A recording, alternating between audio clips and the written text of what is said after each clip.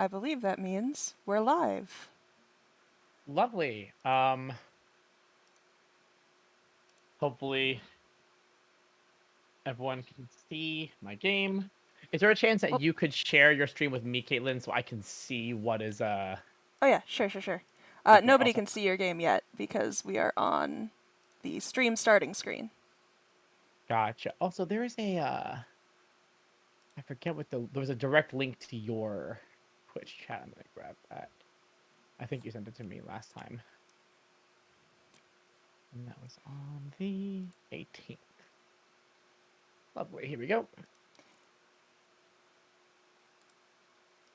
Let's see. Let me bring up my OBS. Let me bring up my Twitch. Watch now. And I've got the chat open. There we go. Hello, everybody. How are you doing today? Welcome, welcome. Where else am I gonna drop this link? Not there. Yes, the legendary sketch.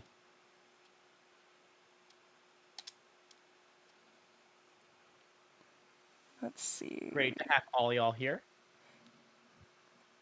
It's talking time. Hey, Harry. Welcome in.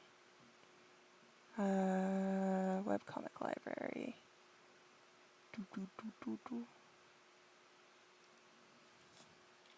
All Whoa, right. there was a zing zang. Hey, Toon Kid, thanks for following. Hey, welcome, El. Welcome, welcome. Oh, what is this? Okay, no, that's not.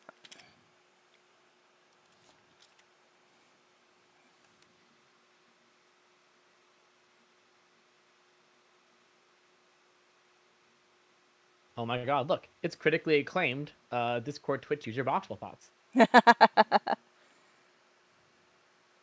Hey, Stick. Welcome.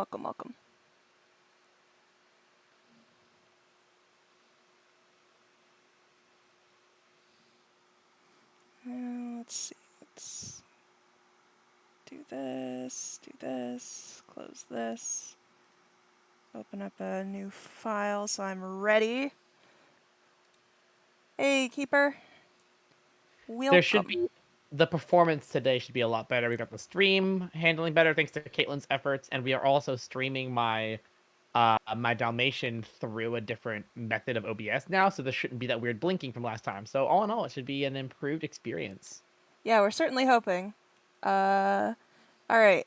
I think everything is done on my side, and I have sent We're Live messages to all the appropriate areas. So I'm gonna transition us to Before you regular do, stream. Oh yeah? before you do, for some reason the controller. Oh, I know why. I didn't. Oh, I'm supposed to do it. One second. I didn't plug it into the computer. I used the same cord for my phone, so I briefly was charging my phone at 3%, and I unplugged it from the computer. I'm plugging it back in. And I was like, why isn't the controller working? Wasn't even plugged in. Um. There we go. We are good. I am ready to go. Alright, cool. In that case, boop. Welcome, everybody. We got Welcome, welcome, welcome. huzzah! It's a workin'. All right, so I guess I'll just hop into the game since there's not like a whole bunch of story stuff going on in the game right now, as far as I can tell. So I think we can just start talking while I'm. Well, you are starting the story part, just so you know. Oh, oh dear. Okay. Well then, why don't we take a few minutes to just talk about kind of what the deal is today? Yeah. You can go ahead and kind of peruse around in the game and whatnot. And so today's topic of conversation is going to be post apocalyptic narratives, pros, cons, why someone would choose to write in a post apocalyptic setting, different kinds of post apocalyptic settings, um, and whatnot. So that's the plan for that. Ari will continue playing Stray. I'm going to be bouncing between offering 5-minute doodle raffles, which is a free raffle that I will announce anytime it's ready, and once I announce it's ready and tell you what to type in, you will have 1 minute to type in the command to be entered into the raffle to get a free doodle. It's a 5-minute doodle. I set a timer. You give me a character. I will draw it in under 5 minutes. Ta-da! A title belt. Thank you for following. Thank you very much. Okay. So yeah, So I don't remember what I was doing in this game. I went to the save, and I retrieved an item. Let's look at that item, shall if we? you use the down on the hey Harry, thanks for following. Down on the D-pad, I think. You can talk to he'll tell you what to do. Dang, that's nice. Talk to Momo up in the big building with the orange neon sign. All right. Sounds good. So, yeah, everyone. Post-apocalyptic settings. Yeah. So, before we get into that, I'm going to start a raffle. So, since I am kind enough not to force you guys to type apocalypse, instead I will ask you guys to type cat. So, oh, hold on. I was walking over to the ladder. I have to remember I'm a cat, not a man. I cannot climb ladders. Human beings are no more, as far as I can see in this game. There we go. Type exclamation cat in chat in the next 1 minute to enter. Like this. This guy. Be sure that you have a visual reference, a link to one present. Or at hand, rather, so you can send it to me if you win. 100%. I need to close Telegram so it stops beeping at me. There we go.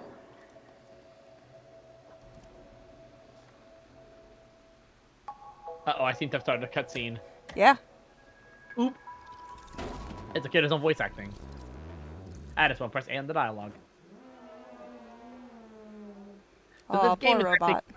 Yeah, this game is quite relevant to our discussion because, yes. Yeah, this is clearly a post-apocalyptic setting. The world looks dingy. Robots talk of humans semi-fondly, but as if they are a past thing that has been forgotten about. They seem to live underground. Something happened. And hey, Sunny, congratulations, you won the doodle raffle. Send me a link to the character you want me to draw. But yeah, it's dingy, they speak fondly of humans, and there's a lot of old technology repurposed. I'm gonna ruin this carpet while we talk. Yes, yeah. So I have always really loved post-apocalyptic settings. I think that there is a bit of a stereotype with them that post-apocalyptic means dingy and like a war has happened because apocalypse. But a post-apocalyptic story can, like, look at Wind Waker, right? Wind Waker is a post-apocalyptic setting. A flood has destroyed everything, but now you have these beautiful islands and you're on a boat and you're not thinking about like the world that was until like the very end. You're the world you live in. Really, post-apocalyptic setting, all that really means necessarily is something cataclysmic happened. The world has had to deal with that cataclysmic event, and now we are beyond that. We're post that. It's not an apocalypse story, it's post-apocalyptic. Another example I would give immediately is Mistborn, where the bad guy won. The hero failed 1,000 years ago. The bad guy has ruled this whole time. People are in slavery. There's ash. No one has ever heard of a green plant before. The world is horrible and covered in creepy mists all night. And that's just the world they live in. That's the starting point.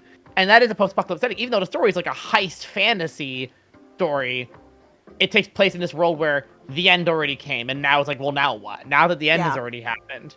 Yeah, and that's kind of what's fun, right? It's like the whole, all right, it's over, so now what happens? I could see, for example, a story being set immediately after the meteor that took out the dinosaurs would be a post-apocalyptic story. Because it's a change from one paradigm to another, right? Yep, and What? Let's see. The word apocalypse. I mean, obviously, I'm sure there's like an official definition that I don't have on hand while I'm playing Stray. But in my mind, apocalypse is like an implied destructive end of a paradigm. Yeah. Right. That's what it is. Like whether a city is destroyed or a world is destroyed, or like you could have like a cultural apocalypse. You could have like a apocalypse of like a family, even like. And obviously, when we talk about post-apocalyptic stories, we know what we usually mean. Yeah. We usually mean a Fallout universe. That's kind of Fallout is the I think the post-apocalyptic story that like everyone thinks of when they think of that phrase. Yeah, yeah, yeah.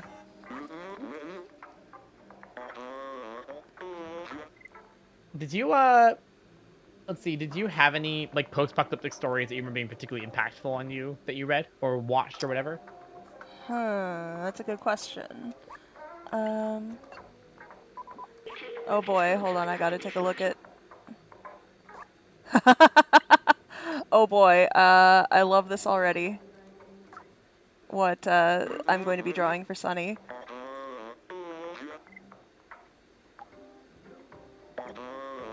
Excellent. Let's see, a post-apocalyptic story that was particularly impactful. So, okay, I grew up, I don't know, grew up is a strong word, but I played a lot of, World of Darkness, specifically Werewolf the Apocalypse, which I guess technically is a pre-apocalypse story, but most of the settings of it that I played in were post-apocalypse, where it is no longer the apocalypse. We are recovering from this terrible disaster that the very forces of nature ward, and we... Oop, no, I don't want to answer the phone right now, spam caller. And I need to start this over. So I guess that's impactful. Other stories. Oh, God. I think there's Oh, actually surprisingly few that I would refer to as not despairing. yeah. And I don't tend to like apocalypse stories for the sake of, you know, well, look how shitty the world is, right? I find that Right. that's fine, but it's usually kind of, I would almost describe it as like a grimdark kind of vibe. Yeah. Like, the word grimdark, I believe, originally came from Warhammer, which is the Yeah, epitome yeah. of apocalypse space setting. Everything's terrible. And Fallout, often falls into that trap, I feel, where the games are super Yeah. fun to play, but it gets so dreary after a while because it really is just like, look at how, like, The Walking Dead is a perfect example, in my opinion, of a post-apocalyptic game, post-apocalyptic, that's not a fun word to say, that, on its, oh, why did I do this to myself? I'm like a cat, I learned nothing. I learned nothing from my mistakes. Um,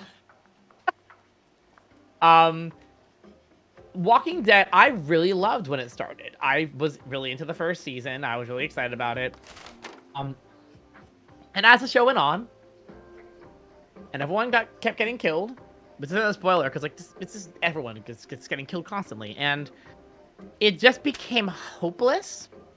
And I think that they wanted to do what I would describe as the most boring trope in the world, which is mankind is the real monster, unless you pull it off correctly. Because here's the thing, yes, mankind can be monstrous, but just making that the statement, the thesis statement, without anything else is so dull. It's boring.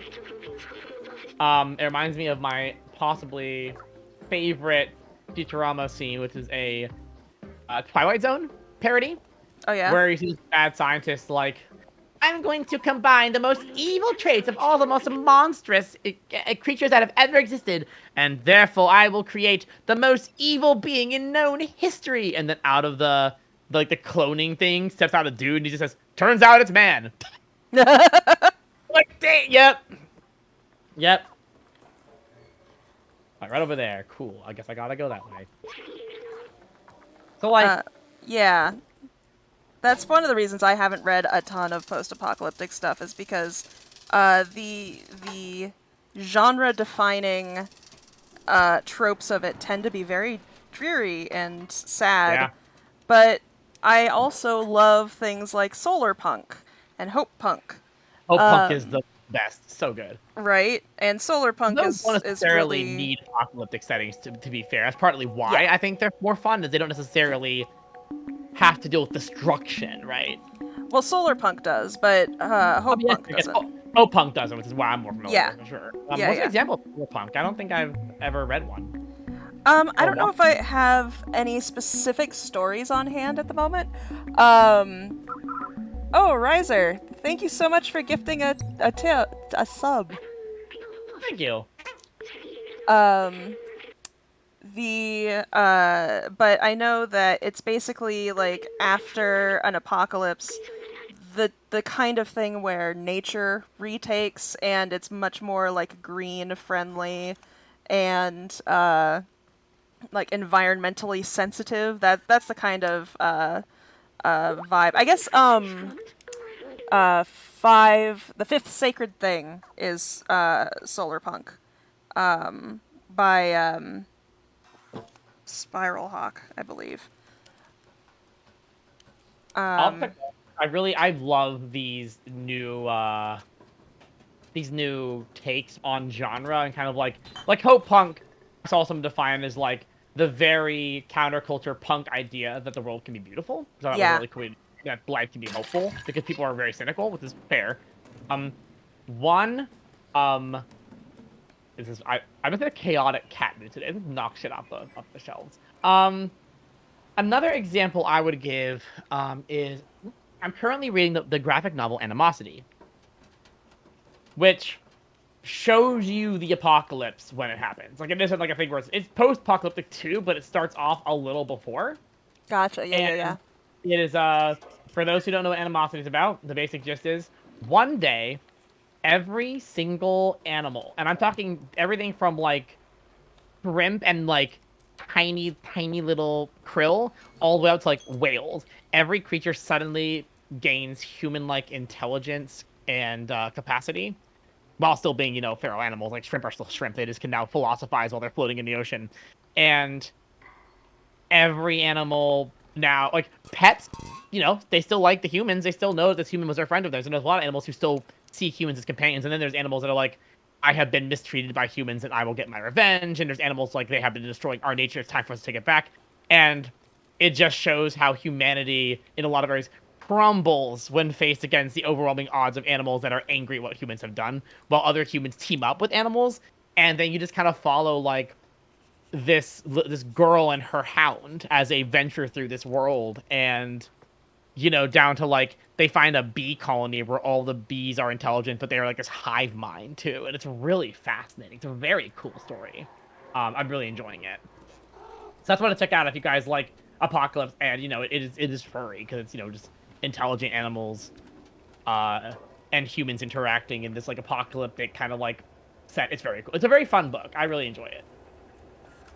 I think it's a good example of what you can do with the genre. You can have like the downfall of humanity, but in like a much more nature sort of way, and much more Mm-hmm. like it's not so much that humans are being destroyed as it is that nature is healing. Does Yeah. that make sense?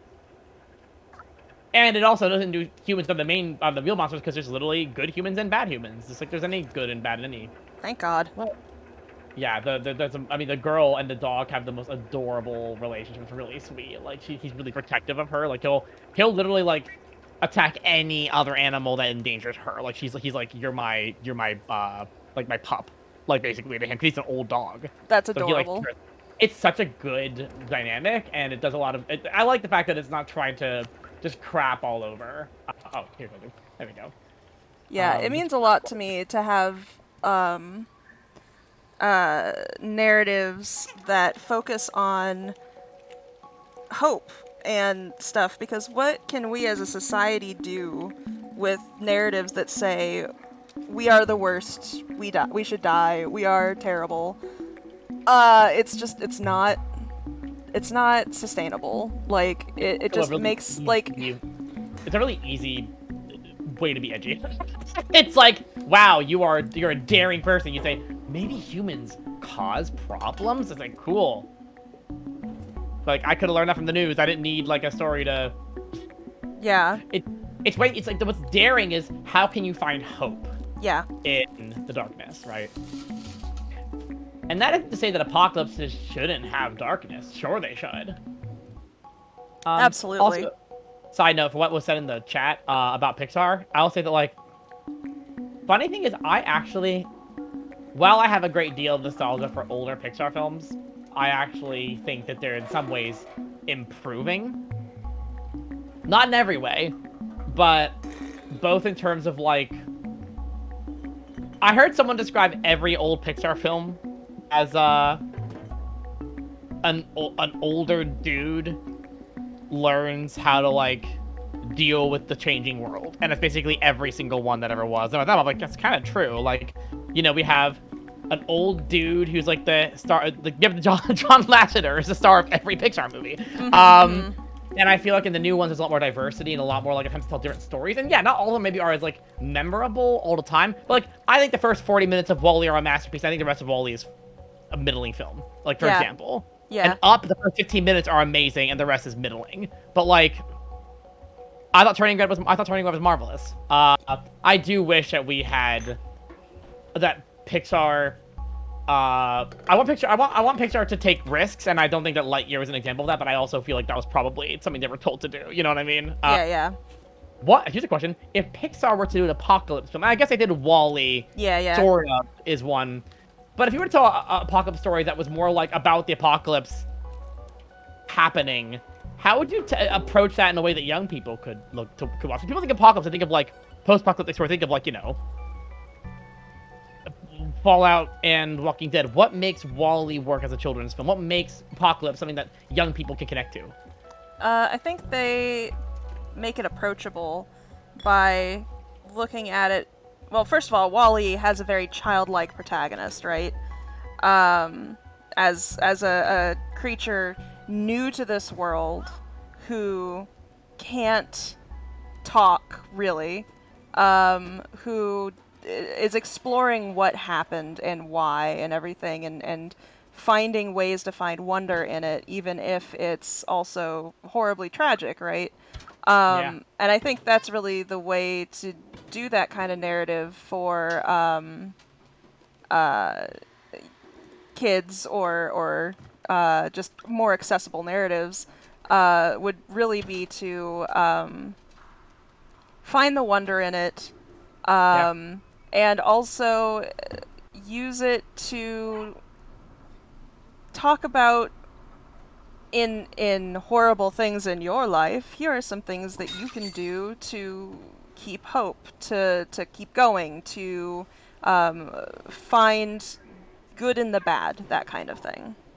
and I think like one thing I would point out too is I would argue that um apocalypse. Let me quickly look up the definition of apocalypse because I kind of want to know what I'm saying makes sense in this. But let me look it up, like the actual definition. Um, an While you're event looking, involving oh, go ahead. destruction. Sorry, what was it? No, go ahead. Okay.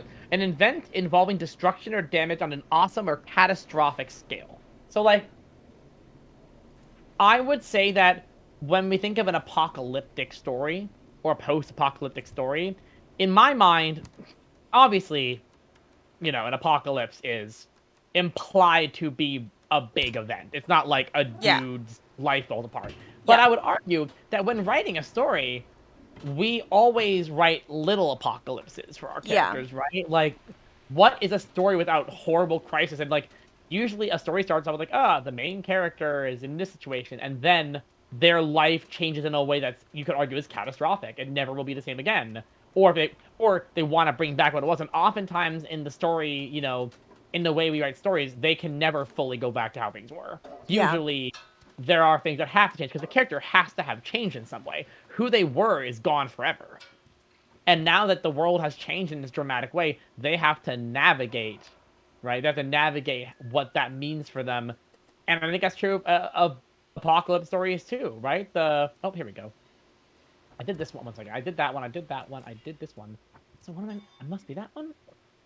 Um, like when you're doing apocalypse, treat it like any story, any story. Like, okay, so their life has changed. Some things are bad. What's better? What can they what beauty can they find? It's why I like the new movement towards making apocalypse stories at least kind of green. Yeah, yeah, yeah. A lot of so gray, and it's like, why is it so gray? Like, surely there'd be a little more. Even in apocalypse, like nuke setting, the nukes didn't hit every single spot, but the whole world is literally like a brown shade. Yeah, yeah. Last of Us did a good job visually at capturing what's beautiful about the apocalypse. I agree. I'm Also, putting see a all the Toon time. Kid, and also Sunny brings up Mad Max, which I had just thought of like a few moments ago and was like, oh yeah, that one too. Fury Road Marvelous, has great marvelous. world building and Yeah, using the apocalypse as a way to inform the characters and also different reactions to the apocalypse. I agree, 100%. I need to watch that again. It was so good. I watched Mad Max Fury Road by myself. Had the best time I've ever had in a theater. Took a friend of mine to see it, and they were just like, "I hate this," and I'm like, "I can't fathom," but okay. I just fell in love. I don't even like action films all that much, but it's just such a good film. Um, what a great example of a film that is, in some ways, yeah, on the surface, very cynical, right? Yeah, yeah, But actually, a lot of beautiful things about it too. yeah. I'm having a heck of a time finding this journal. I know this last journal's got to be in here. I'm trying to think if I can give you a hint. I don't remember. I came down through the fan, so surely this is the room. Yeah, yeah. But I'd never entered it before. It was new. Maybe it's in here? No, I can't go in there. But there's a room back there. Maybe. I don't. This is definitely the spot. This is a new room. I've never been in before, and it's playing intense music when I enter here, being like, "Ooh, Keep exploring, cat. meow meow." Let's see. Um. So, okay. What are some of the reasons that someone would pick a post-apocalyptic setting over a different setting for their story? Yeah. Oh, found it. Found it. Here we go. Let me grab it. There we are. Let me go to this. Oh, God.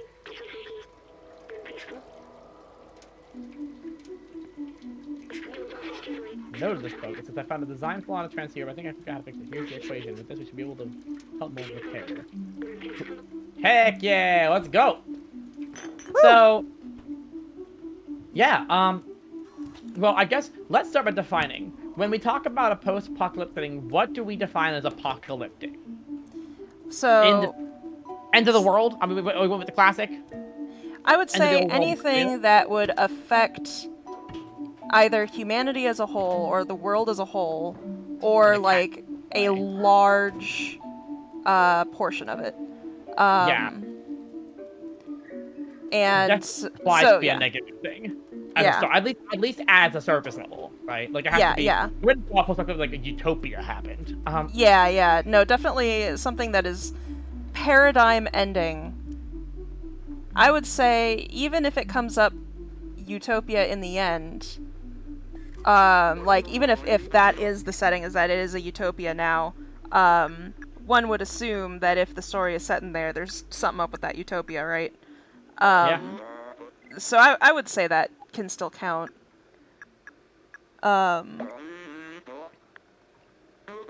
But I would say. Oh, I'll let you Yeah, there we go. see what's up with Momo. He's gonna be repairing the transceiver because he has hope now. He says, "I'm sorry, I ever doubted you, my friends." And I got their notebook, which it just took me like 5 minutes, bro. Just go to your friends' houses. Yeah, but he doesn't And have little voila. kitty jumps or meow True. meows. And voila, it works. Come with me. Alright, nerd. And voila. Yeah, Sunny, great point. That apocalypse setting immediately establishes stakes. Yeah, I would yeah, say that Marvel is not because the world didn't end. There was no cataclysm. There was a near cataclysm. They almost had one. If the aliens had one, for example, now, to be fair, after Endgame or in the Endgame, like I never saw the Thanos snap stuff. I'm still catching up on Marvel. I would say probably yes. You could consider post-nat to be post-apocalyptic in its own way. I would say that's probably somewhat true. But I don't think it changed the paradigm. I mean, yeah, it should have. Probably. half of the universe should be considered a cataclysm. Yeah, But you know, they gotta but they got positive. better. They got better. I don't know how. I haven't watched them, but I mean, everyone's still around from what I saw, so they figured it out somehow. No spoilers, please, in the chat, because I know some people probably want to watch them and haven't seen them. So, all right, cool. So I need to take it to the top. All right. I like how he's like, I'm not going outside. That's stupid. Okay, here's a note. Outside we go. So Yeah, I would say if I were to do a post-apocalyptic story, it would have to be tied to the theme of basically like, all right, one can assume that pre-apocalypse, whatever the world is like, is probably an analog for our world as it stands. Doesn't have to be one-to-one or anything, but thematically, you're telling your reader that their cozy status quo has been violently affected and changed, and following a character through the post-apocalypse. Oh, good, you found the blobs again. How do I run? I forgot how to run. R2, I want to say. And you gotta shake them off, yeah. Oh, dead. Dead. It says A. I press B because B is A. It's so confusing. Actually, I would say, Connery, that I think part of why that Marvel is objectively struggling right now is they had the apocalypse, they dealt with the apocalypse, and now they're in another paradigm and they're trying to do it again. And you can't have a stake that big, and then, you know, the only way to go big, it's like Doctor Who had this problem a little bit, right? Where for the first few seasons, every season finale, they'd have to up the stakes a little bit, and at a certain point, you're like, the universe is going to explode. All of time will explode. And you're like, okay, we're just getting so theoretical now that it doesn't even mean anything anymore. Like, at a certain point, all of the multiverse itself, because they had to say multiverse, because the universe had already faced peril, right? It's why stories need to have a clear ending of some kind, and I think Marvel's concept is brilliant. I love the idea of, like, different stories that all tie together. I just think, unfortunately, you can't fully do that without running into problems if you can't have a defined ending, right? Even Apocalypse, the idea in Apocalypse is daring to say the ending isn't the ending, but if you're going to say the ending isn't the ending, there's still going to be a second ending, right? Like, usually Apocalypse stories are finding a better ending than the one you got, is how I would define it. Yeah, Right? I agree. Things ended, but they can end better. I mean, Mistborn is basically fundamentally about that. It's the idea of, like, how do you fight back when the bad guy already won? That's, like, the whole concept. Yeah. And also, I would venture to say about Marvel is that a lot of people also are quite fatigued at this point. So there's not as much hype now that the first big arc, world-ending arc, is over. But that is neither here nor there. Anyway, And I think that it's not. I think they're doing I think the creators are doing, I would argue, probably the best they can, given the fact that they're having to work with, like, let's be honest, more and more obscure stories and more bigger stakes to compensate, because they can't do a full reset. It's hard. It's just, they've been given an impossible task, I would say. And I think that's kind of like, the Walking Dead faced the same problem, right? The second they find civilization, the story's over. The second that civilization, so they have to think that they have civilization and then be like, no, actually, it's still bad. And you're like, okay, cool, I guess. all It's still, right. humans are still the monsters. Good to know. Man, that sucks. Shame about the fact that humans are still the monsters. And then they're like, maybe this place will be our home. And I'm like, you idiots, you're about to be, like, eaten by cannibal humans. Like, you just know. Like, I think that's what makes really, really good apocalypse stories exciting, is that it's not a, it's a genre that can be done wrong really easily. Yeah. And it's not even really a genre, it's more of a setting, isn't it? Yeah. It is more of a setting. And And I agree with Gunny. He says, if I were to write post-apocalyptic, I would want to focus on juxtapositions against today's norms that rely upon we do it because we do reasons, like how tips are stark in contrast between the US and Europe. Focus on things that go away when the world ends. Yeah, exactly. And I think that most people's... That's a good point, Connor. I mean, I haven't seen the new Marvel film, so I only know what I know. But I will say one thing for sure is that... I don't like this. Before I doom myself to a chase, I will say... I think most people's default when they say the world has ended, now what changes is, well, now everyone wanted to be violent and couldn't. It's like the Purge, right? Yeah, yeah. The idea that as soon as laws are gone, everyone is violent or everyone who's not violent can't hack it in the world, no pun intended. Yeah. Triple pun, because I just hacked the door. Godspeed. This was about the time that I tapped out and handed it to Ryan. Losers! Nice. Well done. Yeah! Thank you. I hate those little guys that give me the willies. Yeah, I think I'm drawn more to post-apocalypse nowadays only because I'm drawn specifically to settings that force people to hope. And even though that's more of a... Right? Like, sorry, say that again? Like, hope, the whole hope is all we have, so we need to focus on it. It's a fun theme. Yeah, exactly. And that's, even though that's more of a more recent uptick in those kind of stories, like, that's my jam, and I think it's very applicable. It's why I'm very... Kipo, also. Yeah. Oh, great example. It's why I'm intrigued by, like, sci-fi? Yeah. Is that sci-fi, especially... Okay, when I say sci-fi, sci-fi's a huge genre like fantasy. I'm referring to, like, spacefaring sci-fi, right? Right. And spacefaring sci-fi is bizarre to me because, like, how do you do an apocalypse in a universe? Right. Right? Because apocalypse usually means a world. And as soon as you can leave the planet and go to another planet, maybe it's not an apocalypse. It's the feeling is different. Most apocalypse relies on a sense of being trapped in this new paradigm. Yeah. Kipo's a great example of how to do apocalypse right. I need to finish watching that. It's great. I actually was... Season 2 is my favorite. Season 3 suffered the subtle issue that they put a lot of their resources into the finale, and therefore some of the stuff leading up to the finale had not only less focus, but the animation was actually noticeably worse. Like, Season 2 by far is my favorite, but overall it still all does a wonderful job of, like, saying, hey, like, I've noticed that I think a lot of... You know, I wonder if a lot of positive post-apocalyptic stories happen to be more of, like, everyone is used to this world now, and they're not even considering it an apocalypse. It becomes more of a flavor than it is, like, the tone. Yeah.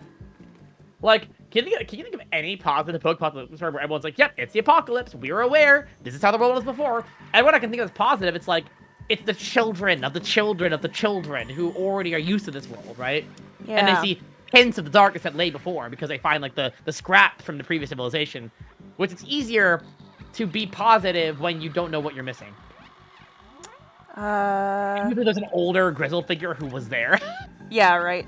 They're dark, and they're like, the world is dark, and then it's up to the other characters to show them that hope can still be found in this dark world. You know what I mean? Like, that's a comment. Oh, I hate this. I hate this. Randomly thinking of, Parable of the Sower is another good post-apocalypse that is a bit hopeful, if I recall.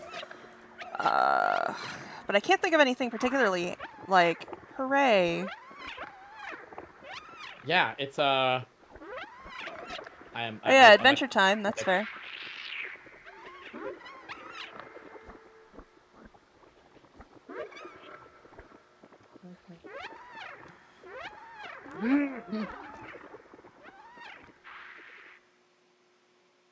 Oops. Me. I need to stop that. Oopsies.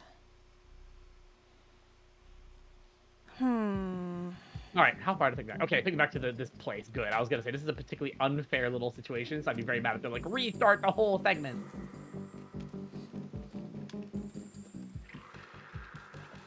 This is becoming a little more like, must concentrate, bugs will eat me. Yeah. A bad Okay. example of post-apocalyptic.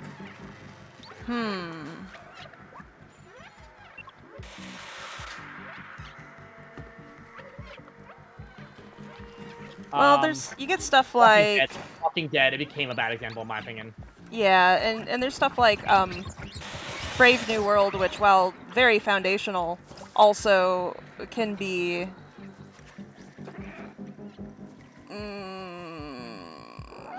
I actually like Brave New World significantly more than I did before, though. yeah. I mean, Brave New World is still very good. I don't know. I should bring The up. problem is that you can't. The problem is you can't really separate, right? You can't separate the what I would. You can It's hard to separate like how a lot of those older apocalypse stories were meant to be cautionary tales for like the government they lived in, Yeah. right? Like that they're like what's the word, like allegories? Yeah, they're Yeah. allegorical, and like I think that's I think that's one very common thing that also somewhat tires me in post-apocalyptic stories is the allegory. Like, we're gonna use this to talk about this. Like, I like, and that's not. I'm not talking about like a literal like the apocalypse happened because this happened, but more like a, we're just doing the Bible. You know what I mean? Yeah. You're the new Adam and Eve. Wow, riveting, cool. I I think that's a lot actually. I think that for one, it's hard to separate a bad apocalypse or post-apocalypse story from like you can't have a, I guess you could maybe, but I can't think of an instance where you could have a really good story but a bad like version of a post-apocalypse, like a bad portrayal of it, because it's kind of like they kind of go in hand together. Like if you don't make good use of your tropes and whatnot, then it's not a very good story. So hard to. Ah, yes, this part. That's a good point, Harry. Like, yeah, there we go. Story apocalypse is setting, so like the weaknesses in the story are more how you use it. Like, an apocalypse can give you easy stakes, but if you play with only easy stakes, I would call them lazy stakes. Yeah. Right? I understand that because I think the core question that these stories are asking, right, is two things. One, as title says, like, what happens when the rules are gone? What are the humans' basic instincts? And the other thing is, what stakes are there if the obvious one, saving the world, can no longer be achieved? And I think that Walking Dead is a good example of like what could have been a fantastic post-apocalyptic story but failed, because what was good about it was like the setting was very intriguing, there was a cool stakes and everything, but then they kill so many people that by the end it's just miserable. You're like, well, now all your friends and family are dead. Like, I don't, and they're like, what's worth living for when everyone you know is dead? I'm like, I mean, that's a depressing question to ask me. Why? I don't want the show to feel miserable. Oh, here we go. Big lever. Smart. Look, I'm a cat. My intelligence is only so good. Survive till it gets down there. Oh, okay. Come on, y'all. Me running from all my ravenous fans. Tell me what happens in Timberland Chapter 8! Never! You'll have to wait and read it for yourself. The significance of Jensen! Honestly, Keeper, we haven't played much. My husband and I haven't played much of Cyberpunk because it's too cynical for us. It's just you're drowning in cynicism for the start of the story at least, and I can't handle it. So I couldn't tell you. Part of it is that I like Apocalypse. I don't like obscene violence. Not even that I don't think I'm not even saying it can't be great. I'm a horror fanatic. Yeah, Love yeah. horror. It's more that, like, in combination, I go to horror to enjoy horror. It's kind of like why I was interested in The Walking Dead. I was like, oh, it's a horror show. But, like, when an apocalypse story is like, people are hitting each other with baseball bats, it's like, okay, riveting, cool. Like, yeah, humans can suck sometimes. This is not like a, like, I don't know, shocking violence as a shocking mechanic in a post-apocalyptic story doesn't intrigue me. It bores me because it's the most obvious thing that you can do. I agree. Yeah, Harry, I like, see, the desire to survive, yeah, and it doesn't have to be the same thing as how does a human survive when abused, right? It can be, how does a human survive in a world where what they're used to, the comforts aren't there? No. I got lazy. I was reading the stream and it's like, this is easy. I became lazy and cynical. Like post-apocalyptic stories. I'm glad you like the Piper points. I had to buy this account for reasons that are just too complicated to explain. I bought this game on a different Steam account and I named it Piper the Cat because I'm playing a cat in this game. I'm like, that good. I love it. Run! Flee! Y'all can't kill me. I have holes in the ground. I've got the power of God and anime on my side. Let's see.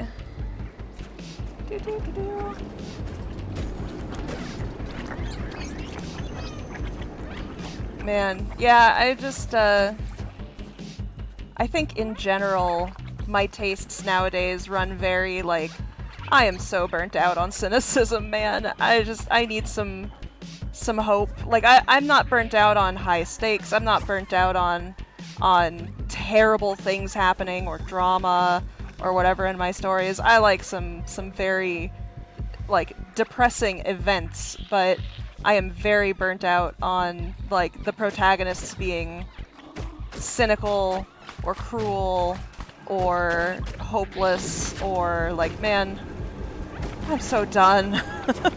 Just head crabs. That's why I hate them. Yeah, I think I heard someone talking about this, specifically in reference to The Matrix, right? And, like, the 1990s Fight Club era, which is, like, people tend to want to see stuff that kind of, like, goes against what they're experiencing. Yeah. And in the era of boring office space jobs, there was something daring about Fight Club and, like, fighting back society, even though, you know, nowadays it's kind of edgy. And The Matrix was about, you look around at the world, your office job, your boring apartment, can this be all there is? And nowadays we're like, can I please have a job? That sounds really good. I'll take that. Yeah, right. Like, so, there's definitely large trends in popular stories over the years, depending on what's happening at the time. And right now, how bad things are, people don't want despair. Yeah. Yes, sir. Meow, sir. What if the cat goes here and is like, well, now, like, at this point, like you must put the transceiver on. The cat is like, It's like, go over there. Just starts staring at this, it's scratching its claws, goes to sleep. Come on! Please! I'm begging you! Just like, starts chewing on the transceiver and breaks it. That would be a realistic take. I know, right?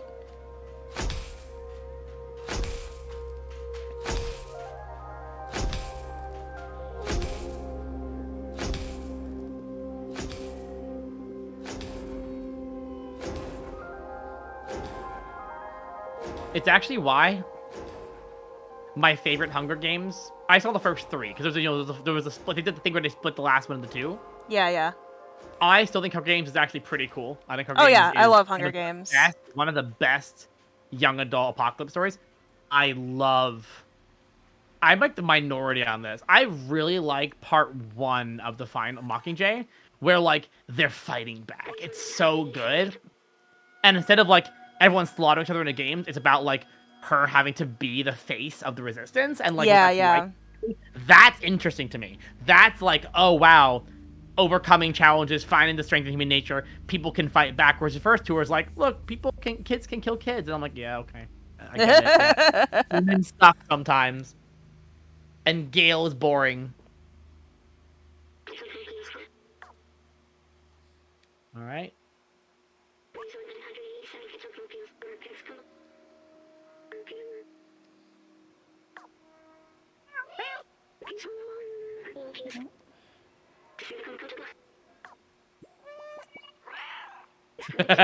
I'm throwing in meows between every bit of dialogue.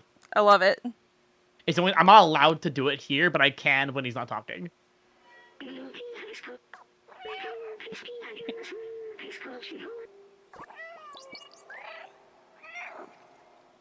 All right, off we go, my friends. Adorable. After I finish writing the chapter with Caitlin, I just wait for her to do the art. Just easy streets. It's riding down the bucket. Wolf, when you do the stream command, read the response the bot gives you. That is telling you what I am drawing.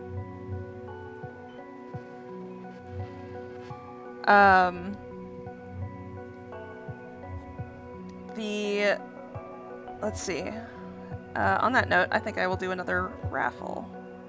I have completely and utterly decided to reserve all judgment for the Lord of the Rings show simply because I know for a fact that marketing sucks always. Like, I give them benefit of the doubt. The show's good, cool, but it's not good. I lost nothing. I didn't pay anything for it. But the trailers don't tell me anything, right? They're not made by the people who create the stuff. What is this? Note. Little outsider, if you're reading this, that means you're still alive. Excellent. Wow, okay. Didn't trust me much, did you? I mean, I died twice, but I took some equipment to the bar to take advantage of their antenna. Come meet me there. Unlock the window. Case sensitive. Nonsense. That's me whenever I try to do my passwords. Alright, I'm doing another doodle raffle. You guys have 1 minute to respond with the words, or the word, exclamation point, nonsense. One day, I'm going to just be a total troll, and I'm just gonna throw my hat in the ring and just ruin everyone's day. Where is the bar? Let's see. I believe it's down here. Here we are. Alright, alright, alright. That's not the bar, that's the coat lady. And here are her patrons. Bar. Huh. I wonder where the bar could be. This is a conundrum, y'all. Good question. Hey, little furball, come here. I managed to get a signal. This cat is the best behaved cat that has ever existed. Are you kidding me? I know, right? Can I hop on the stool? What kind of cat is this? I can't hop on the stool. Oh, it's trying to pat. Oh, okay, good, good, good, good. Oh, that's cute. Let me see if I can get this thing working. Aria, congrats! Drop me a link of the character you want me to draw, and I will do a 5-minute doodle for you. Almost got it. It was a face. Hello, can anyone hear me? Hello, yes, we can hear you. We are from the slums. We're looking for a way out. And wait, is that you, Balthazar? Balthazar? Momo? I can't believe it. I'm so happy to hear your voice, Balthazar. Where are you? Are you okay? Yes, we are safe. We found a way up. Hello, do you still hear me? You have to go through the sewers to reach us. Very dangerous. Zorks everywhere. Sewers? Wow, hello? Darn it, we lost signal. I can't believe it. Balthazar is alive. See ya, Katani.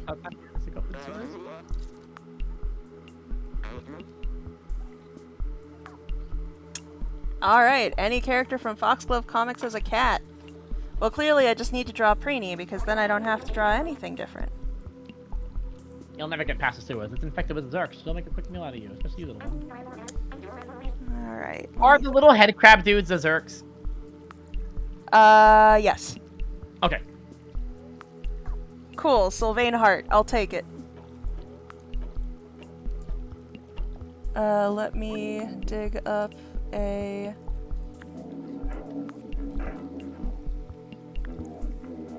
reference here. The cat watching like, oh.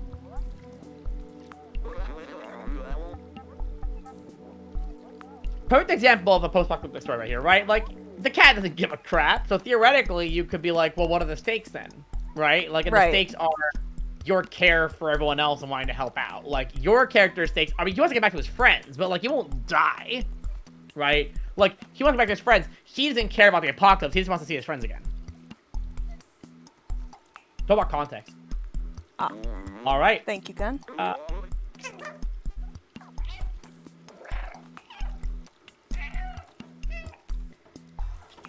you gonna leave me, bro? I'll walk through your legs like a cat does.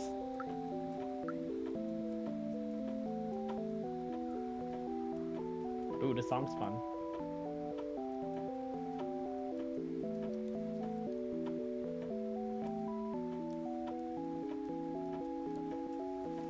This guy has been cleaning this gosh darn spill for hours. Bro, I'll lick it up. It's probably milk. No, it's paint. I assume he's taking me to the sewer? Arya, if you would like me to choose somebody else, I will happily choose somebody else because you are the one who won. But, let me know here.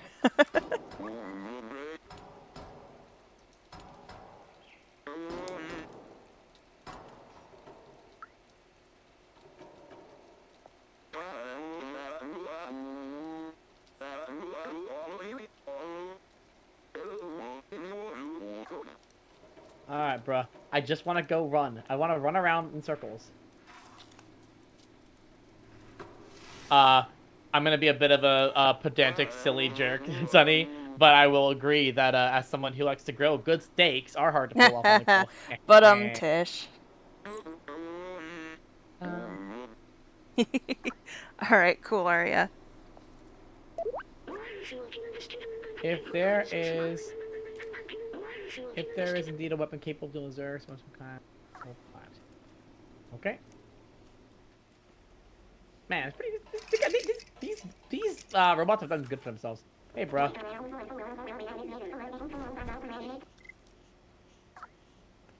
You know what, bro? I'm gonna ignore you. What? I'll show you the thing.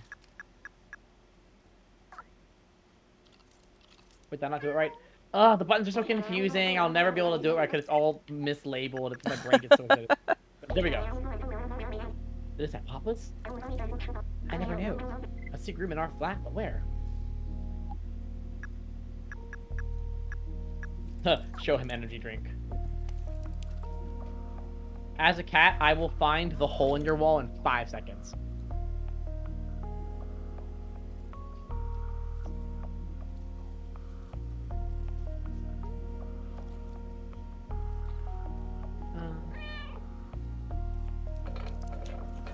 Okay, it's clearly one of these guys.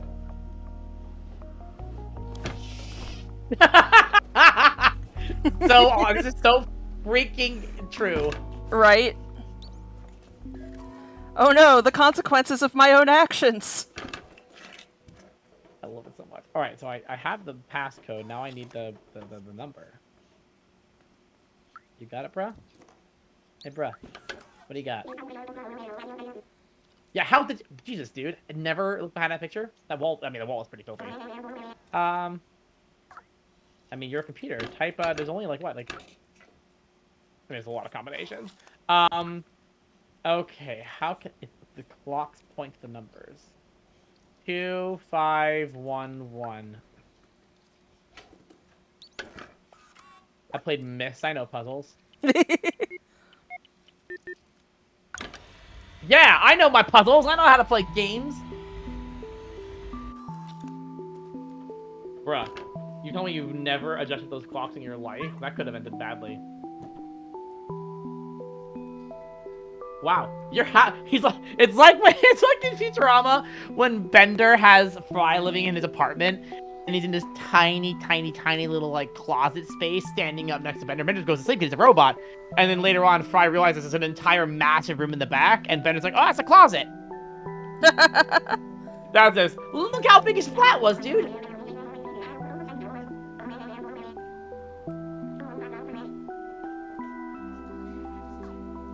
The music is so good.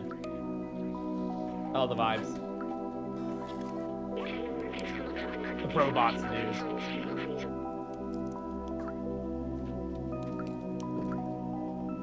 The Seamus. I did not find anything in here. I will look like the cat I am. Just knock it over. Just knock that shit over. Finally, my cat powers are useful. My cat powers are being an absolute brat. I did find something interesting. Take it. That's his tracker. We'll use that tracker to keep an eye on where I went.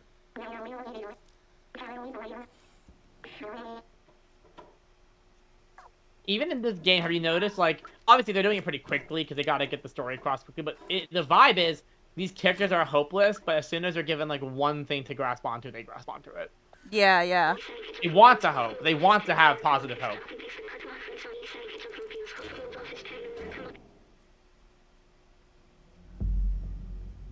React to the intense light. I mean, how I have intense light.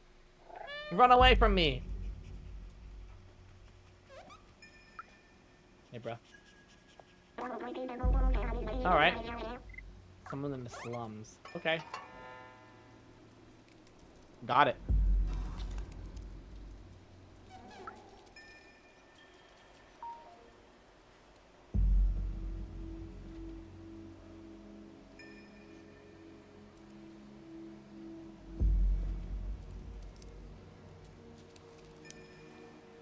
That's a good point, actually, Sunny. So Sunny is talking about this idea of like the apocalypse of a time rather than of the world. Yeah, that's fair. Golden age of whatever, right? I think the tricky thing about apocalypse is that I think the definition most people associate is a cataclysmic event. And hey, you someone over here has gotta have a way to repair this thing. So like I'm working on an apocalypse story called Unfamiliar. I wrote a long prologue and I never finished it because I got busy with comics, but the idea of it was sort of like a Wind Waker. It's a post-apocalyptic setting, but all the characters have familiars, right? They get a familiar at a certain age, and the story is actually, it's a science fiction story where the familiars were invented, they're not magical. And I had that idea a while back, a few years ago. I love apocalypse stories that are shielding other genres or vice versa. Yeah. I love the idea that apocalypse is, again, it's not a genre as much as it is a setting, and any genre can be in that setting. You could have imagine if someone did a post-apocalyptic setting and just had a domestic story, like about a couple living in the middle of an apocalyptic wasteland, but they're just getting by and living life and dealing with personal drama. You could do that. Not every apocalypse story has to be about saving it or stopping it. Yeah. Johnny, I mentioned Wind Waker earlier as one of my favorites. It's a very good apocalypse story. It's about the state of the world now rather than about. I mean, obviously, at the end they do try to bring high. At the end, like at the end they fight Ganon, but the world's still a watery wasteland. They don't stop that. Someone over here has got to be able to repair my stupid thing.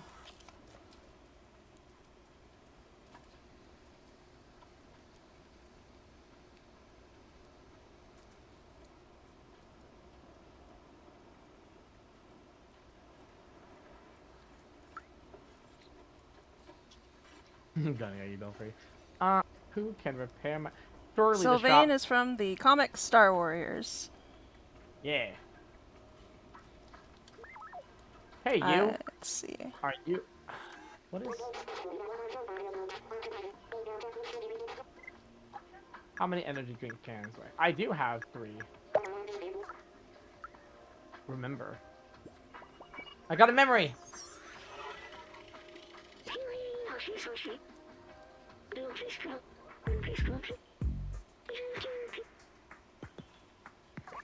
Oh, that's cool. I like that a lot. What is it? They bringing into the lore of like the robots used to just be, they used to just be automatic, didn't have any personalities. Oh yeah, yeah. Which, that's another thing I like to talk about, which is that, you know, Andy and I, my husband, we talk about this a lot. The exhaustion at the insistence that androids have to be evil. Yeah, yeah. And I love when robots aren't. It's kind of like the human thing. I don't think revealing that something is actually bad is interesting. I think that revealing that something is complex is interesting. Hey, you, how you doing? You gotta... Can you fix my thing? No. Who's this guy? You can, you don't... I don't.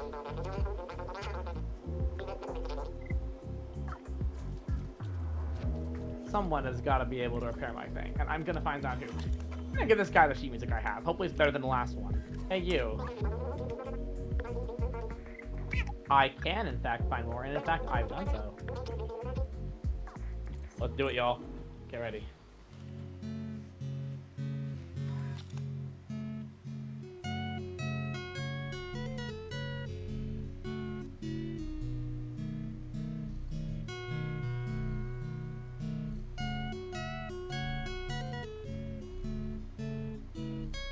Yeah, I don't want to spoil too much about it, but I read a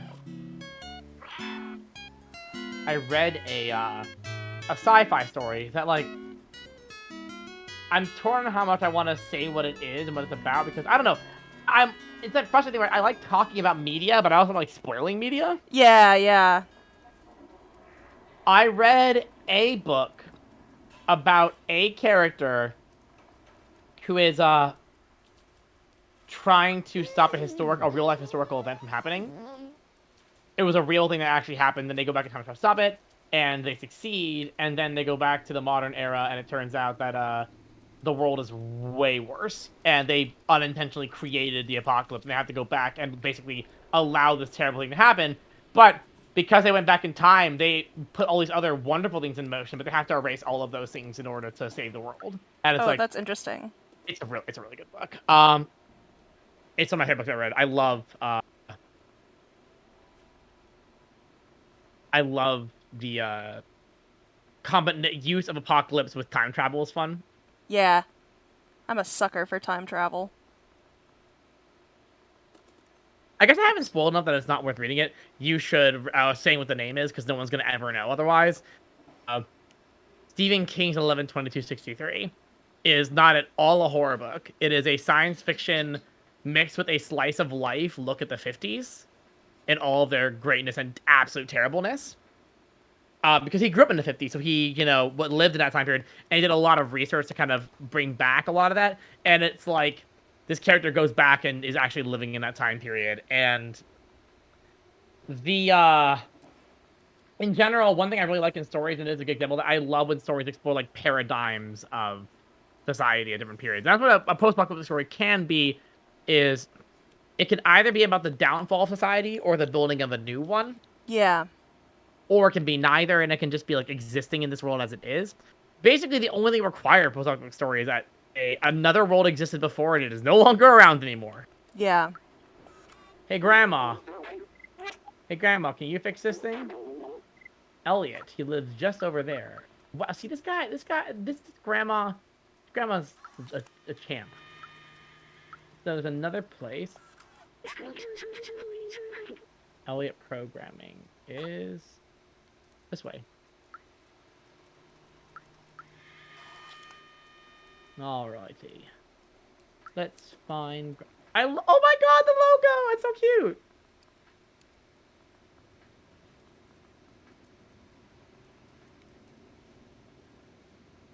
I would say whether a dystopic story is post-apocalyptic depends on whether or not there was a better world and a defined cataclysmic thing happened to it. Yeah.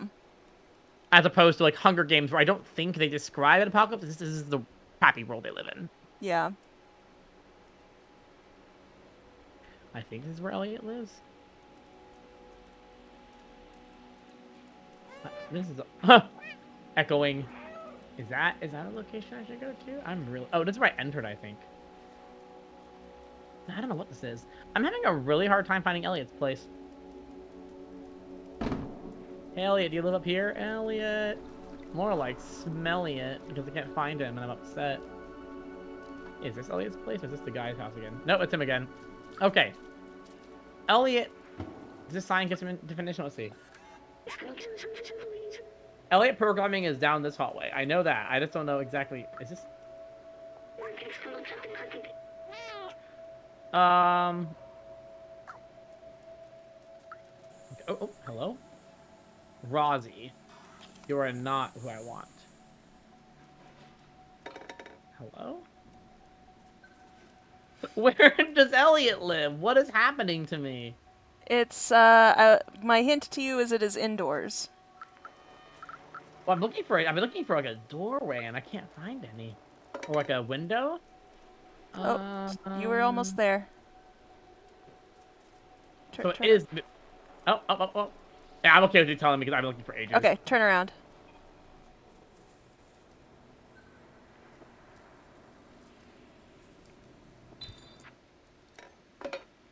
Lord have mercy on my kitty soul. Take a left. Over here? Yeah. Do you see it under the bright light behind you? Oh my gosh. Oh, I hate it.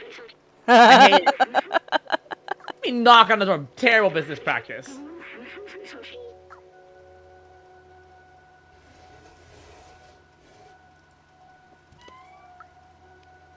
Let me in. Let me in. Hey, you. You're not Elliot. Don't talk to me. I only care about one robot and one robot only. He lives upstairs in this outrun-colored environment. Hey, you. Oh my Technically, god, I suppose me! Fallout would be an example of a new cycle of humanity dealing with the remnants of decay of the apocalypse. Yes, But, and I think Fallout at its best is great, but so much of yeah. it is so good. It's so depressing. I do love when it cuts back to like there's this one. Have you ever seen? There's this one quest. Did you ever play Fallout 3? No. I mean, I played a little bit of the original, and I've watched other people play 2, 3, and 4. Yeah, 3 has one of my favorite quests ever, which is a quest where you find a really advanced virtual reality machine that puts you back into the pre-apocalyptic 50s environment. So you're actually walking through like the suburbia and everything, and it's like a virtual reality, like to cope with the loss of that world. And I Oh, was like, nice. that's interesting. And the quest had no fighting in it because it's VR. It didn't have any like gun violence, and I was like, this is way more interesting to me than just like the sci-fi orc.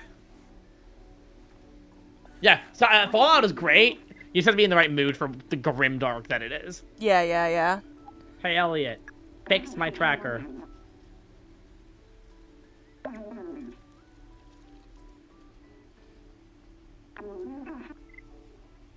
Oh my god. Closure! Take the poncho!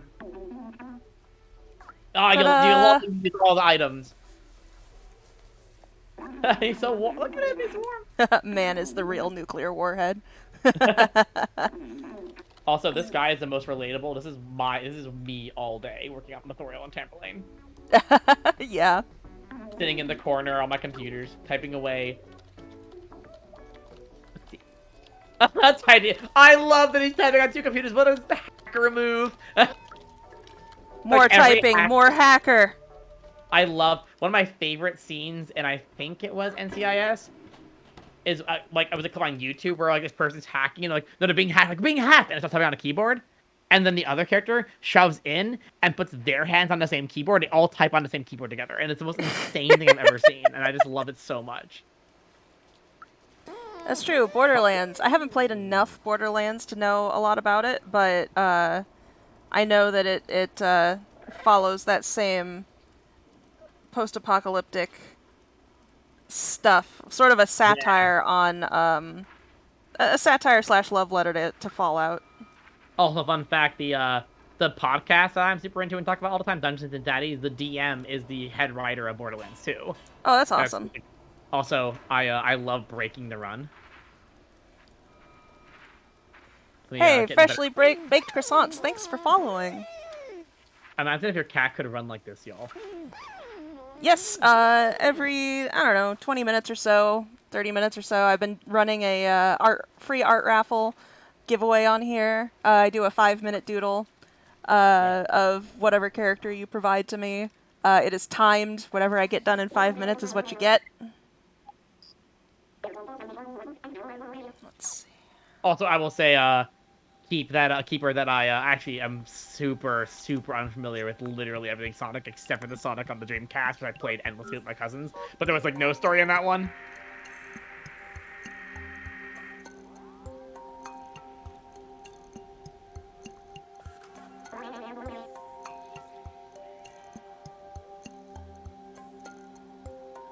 Got a ping, Papa. Let's go find Papa.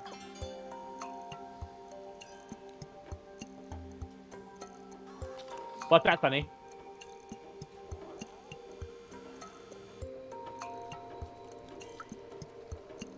Sonic Forces. One could argue that, oh, Breath of the Wild. Oh, yeah. Whoa. Very recent, very popular, has darkness, and there is failure weighing on them, but also has a lot of beauty, and the world has moved on, and civilization is coping with it. Breath of the Wild actually is a great post-op setting. How would I refer to it? I hate being post-apocalyptic every single time. I know, right? No, the PA. That sounds like a... This guy is... Yo, run! Look! I'm a cat. Let's do this! Do this!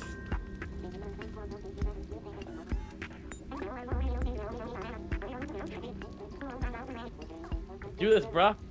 Half-Life, episode 1 this.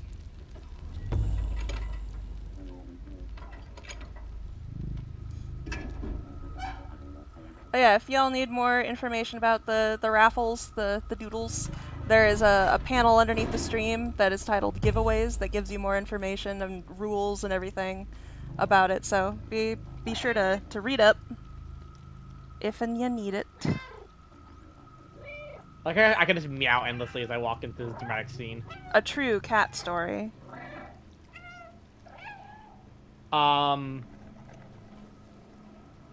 Here's a weird combination of questions.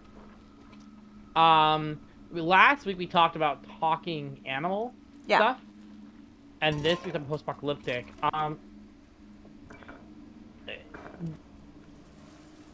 What about talking, like, when you talk about talking animal thing, you talk about some of, like, the strengths and weaknesses of, like, why you chose to write a talking animal story as opposed to human. Is there a reason why you would write a post-apocalyptic story, specifically you, that you really want to, or a reason why you would avoid writing? It definitely depends on, like, the themes and the story that I'm trying to deliver. Like, if it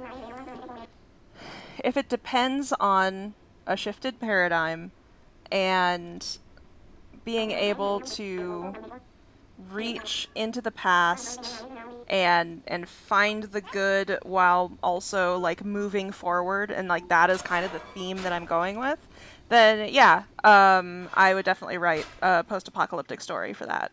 But I think for anything where, like, I personally am very fond of flipping tropes on their head and not playing totally straight, although at the same time not also not being, like, reliably always turning the trope. Like, you gotta have balance, right? It's like why I would say I would actually describe it as basically episode 7 and episode 8 of Star Wars. Episode 7, its strength was some of its familiarity and kind of what made Star Wars fun. but its weakness was just being very by the numbers. Whereas episode 8, I thought was very interesting, but maybe felt too much of an inclination to need to always break the trope. I think you can find a balance. A balance is good.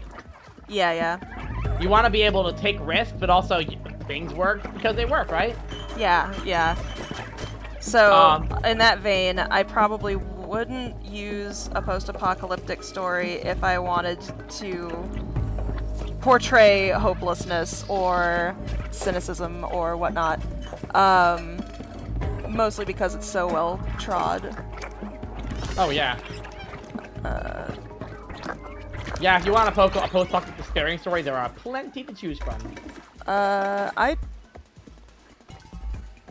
I'm not sure what a mod poll is. That seems to have been added into my rewards somehow. I think that's a Twitch thing? I don't know. Manage rewards. This cat is moving, y'all.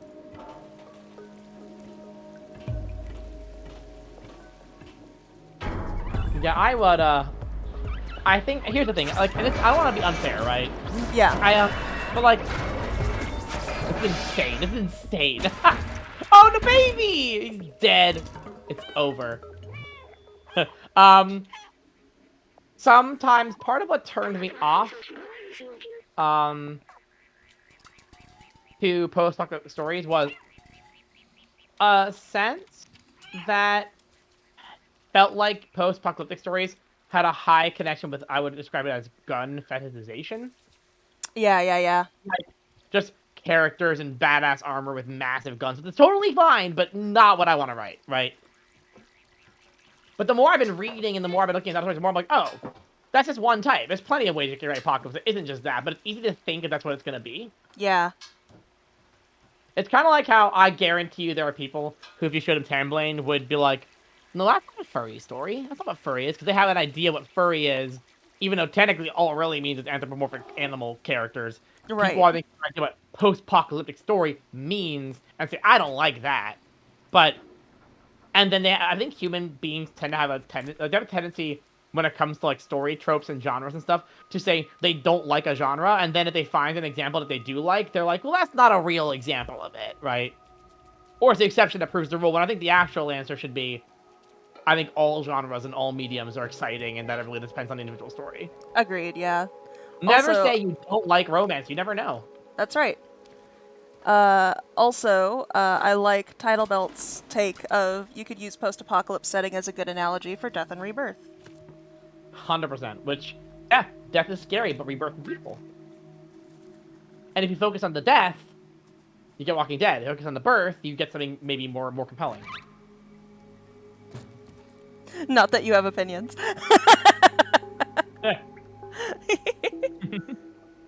Exactly right. Look, I don't blame you, man. Yeah.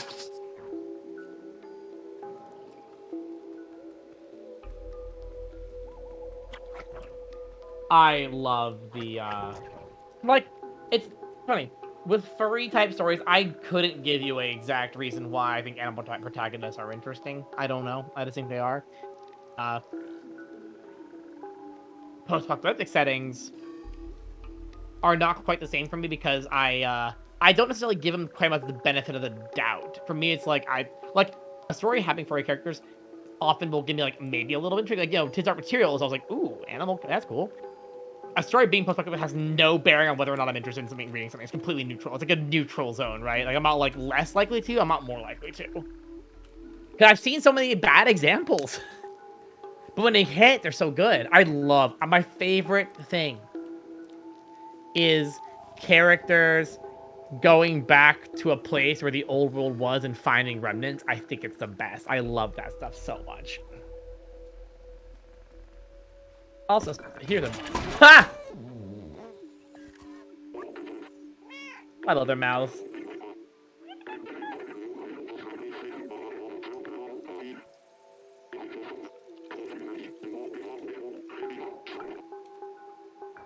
Took me 5 minutes, bro. You just gotta be a cat.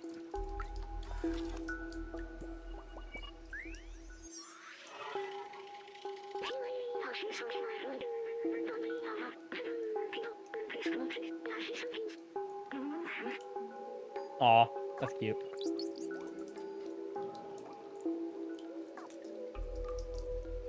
I actually have played the Little Tail Bronx.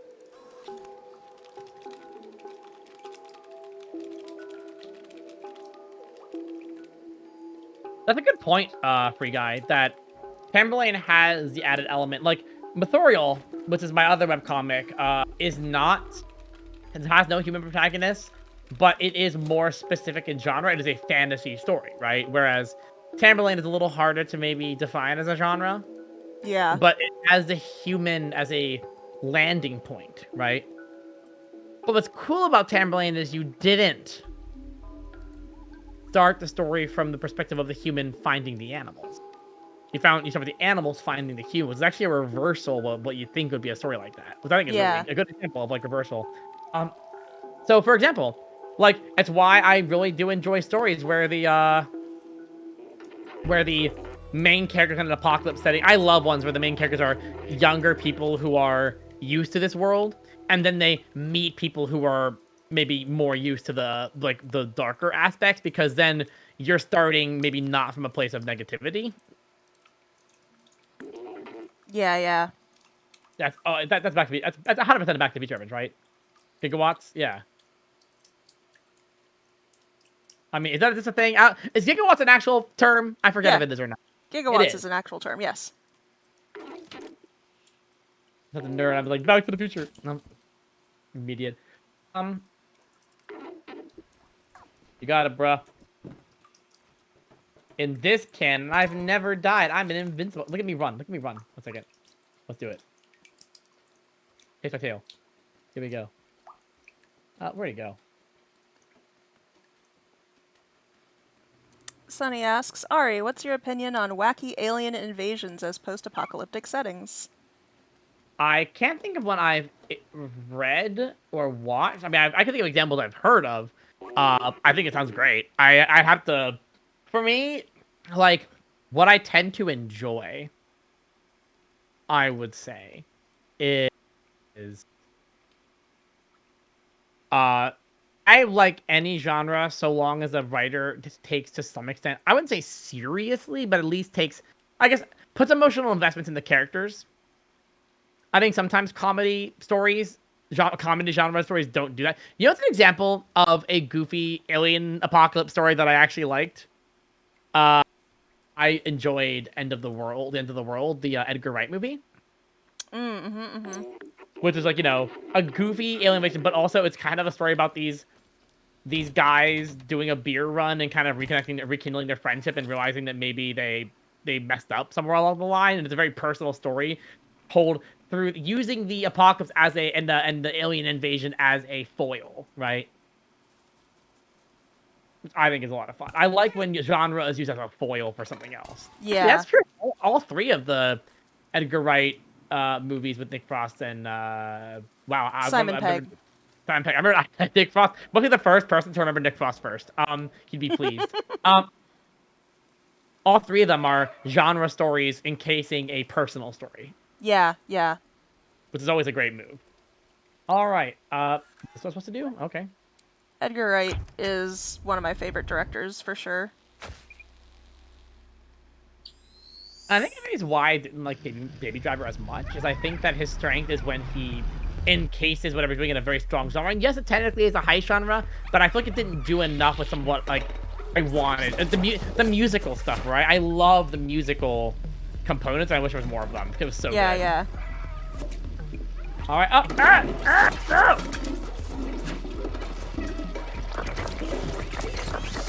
Thank you, Mr. Robot, sir.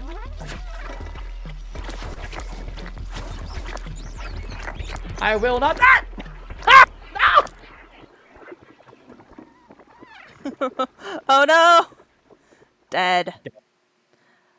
Alright, I'm gonna do another giveaway.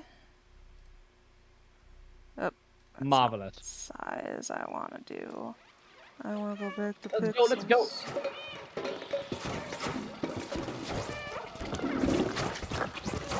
I got it this time. I wasn't taking it seriously enough. There we go. Get off of me, y'all. Get away from me. None.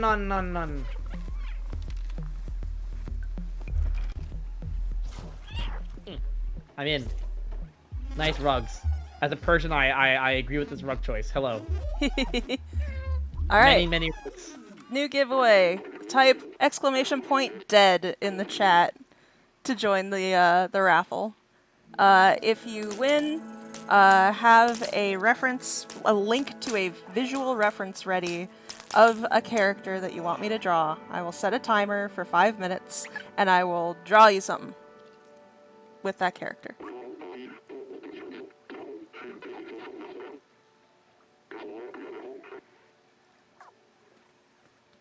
All right, gonna go blast it. I gotta. See, guys, it wouldn't be post-apocalyptic story if I didn't get a gun. Yep, now you're a kitty on the edge. Let's go. I think I'm going this way. Let's see.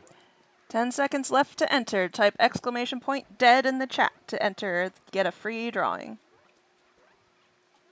Y'all, you're gonna get a drawing from Caytlin. Come on, get that text Hey, in there. Keeper! Congratulations! Drop a link to a character, visual reference in the chat, and I will draw you something in 5 minutes. I don't know how to get out of here. I am confused. Thank you for having your URL ready so quickly. What the heck? Where am I supposed to go? Over here, maybe to these guys? No. They are just head crabs. Literally just head crabs. Not a bad thing, but that's what they are. Yeah, I know, right? But really squishy, liquidy head crabs, which is even worse. It's like head crabs meets Last of Us fungus. Oh, yeah. I need to play Half-Life Alyx, which Half-Life is also post-apocalyptic. Half-Life 1 is the apocalypse. Half-Life 2 is the post-apocalypse. That's true. And Portal is something, and I love it. I have no idea how to get out of Portal here. is testing. Yes, and then Last of Us is actually a fantastic example of yes, it's actually it's where I think Last of Us 2 failed. Is that Last of Us 1 was dark but not depressing. Yeah. And then it was about a father and a daughter's relationship, and that to me is beautiful. And I think that the second one, I'm not going to spoil for those who don't know, which I think is like 2 people at this point, but man, the second one, they're like, how can we just do as much depressing crap as possible? And I was like, that's not compelling to me. I don't know how to get out of here. I'm Caytlin. I am. Let me pause my timer here. Okay. Let me load this up here. Okay. I'm supposed to leave. I can't leave through this window for some reason. Yeah, turn around. I was like, okay, I'll go over here to the balcony. Won't let me leave here either. I was like, okay, I'll go downstairs. Let's see what's down here. I went down here. Doors closed. Windows sealed. Doors closed. No exit. Nothing. I feel like something messed up. Is there something like in the ceiling that you can jump through? I seem to recall Ryan got a little stuck in this area too, and there was. I knocked the books over. That's great. Yeah. So maybe up here. Okay, one location that maybe could be it, even though I think they really shouldn't have made it that obtuse, is here maybe? No? What do they want me to do? What the heck? They have not made this clear. Wait, a slow the momentum down, guys. This is Doc's place, right? Yes. Leaving Doc's place. Leaving Doc's house.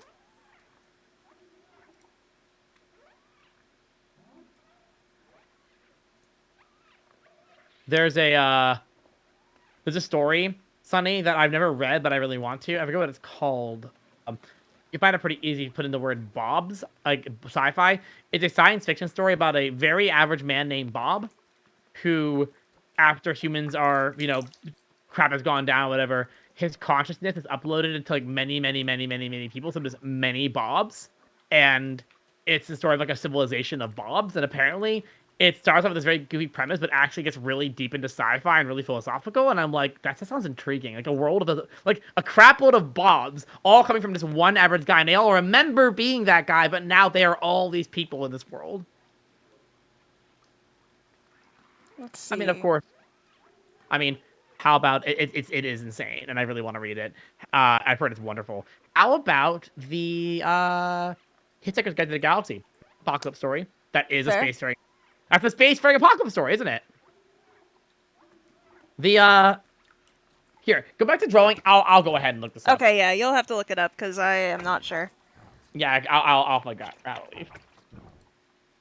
All right. It's one of the first ones. Leaving Doc's house stray. Okay. How do I torch them?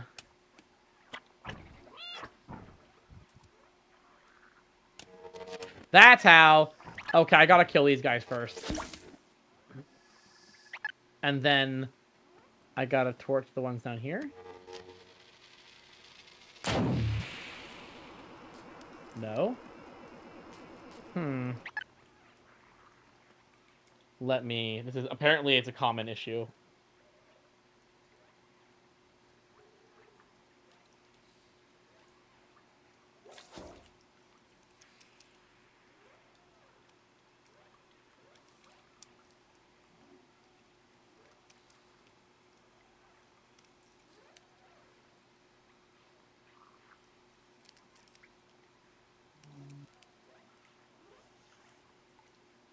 Oh!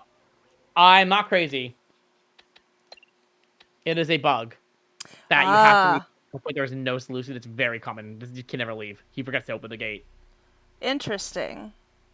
So I just spent 7 minutes. Well, this is Oh, for God's sake! definitely. Oh my God! Look at him go now. Now he's going. Are you kidding me? Are you? Oh my! Are you kidding? Stupid game! I'm gonna meow at him in anger as he walks. You're a terrible robot. You're dumb.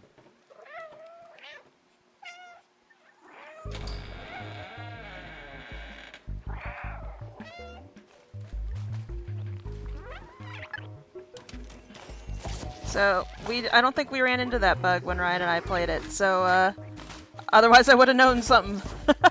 Yeah, that was just weird. All right, let me out. Let me out. Let me out. I wanted in. Now I want out. Look at me. I'm gonna break this rope with this cat's model. Here we go. Let's go, y'all. Let's break this cat. This is my cat. Here, my cat's at 12. My cat's at 5 a.m. No, here we go. My cat's at 5 a.m. All right, I love weirding out the model. Thanks, bruh. See, all the questions I found online were describing this scene because they didn't realize that it was just an unsolvable bug. Yeah.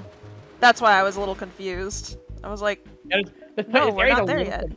This area is slightly confusing, but not in the way that was. We're like, Yeah. nothing's working. I need to... What do I need to do? Let's see. What is he saying?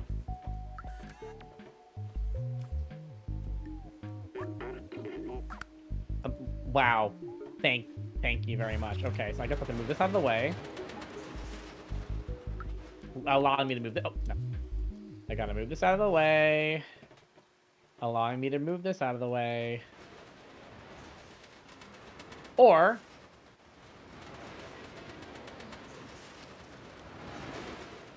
Where are we taking this?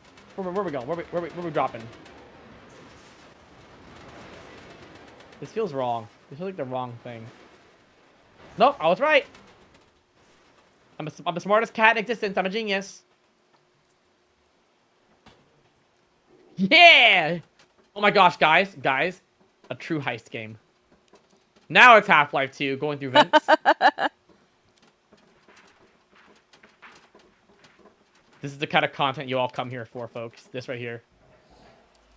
Just a cat going absolutely crazy. It's me. I am the cat going absolutely crazy. Oh, hashtag relatable. Hey! Let me out! Let me out! Oh, dude! Hey, y'all! Hey, y'all! Hey, y'all! Follow me!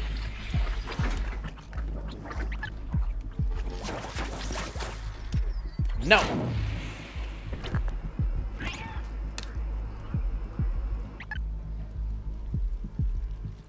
movie? 9. Yeah, I've heard of 9. I never saw it. I saw it when it was in the theater, so it has been a long time.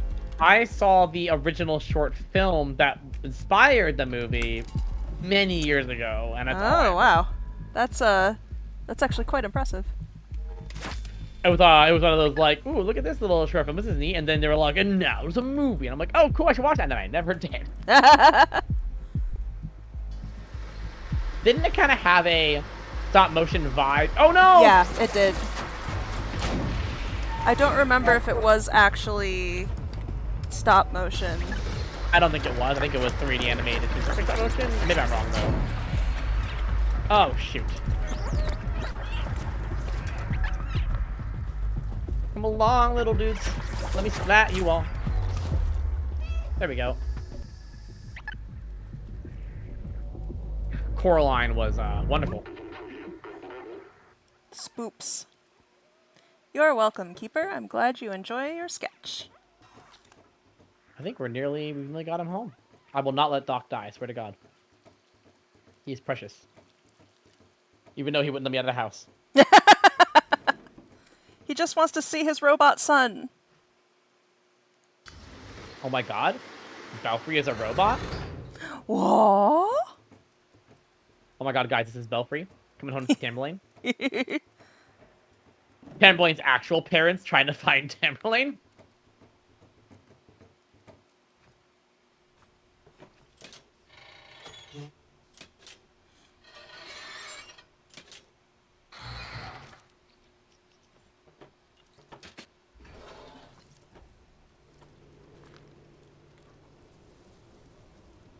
Oh, we're back, baby.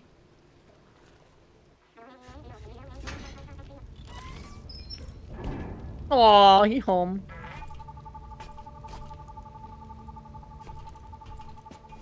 Aw. Precious. Oh yeah, I See? need to see box trolls. See, y'all? That's called hope in the apocalypse. That's so cute. good. My cat kills.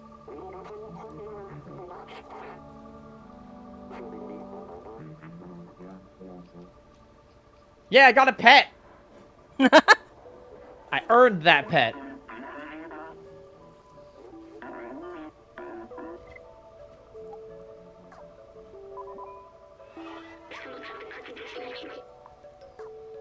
Yeah, I think we did a good thing too. What if he's like, I think we did a bad thing by helping them. You're like, Actually, let's go Nice talk to try, Seamus little one dude. more time. Let's talk to Seamus one more time. Let's go see how he's doing. How you doing, Seamus? Got your dad back.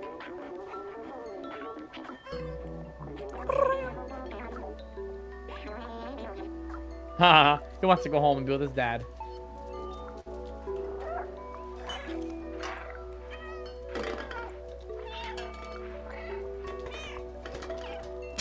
You just The cat when rolling in the trash. The cat when the vacuum cleaner turns on.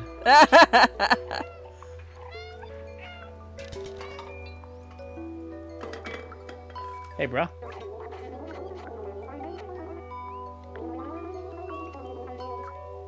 Have I done everything? I think everything important. Like, I can find one more sheet music, but whatever. I'm good. It's fine. Closure.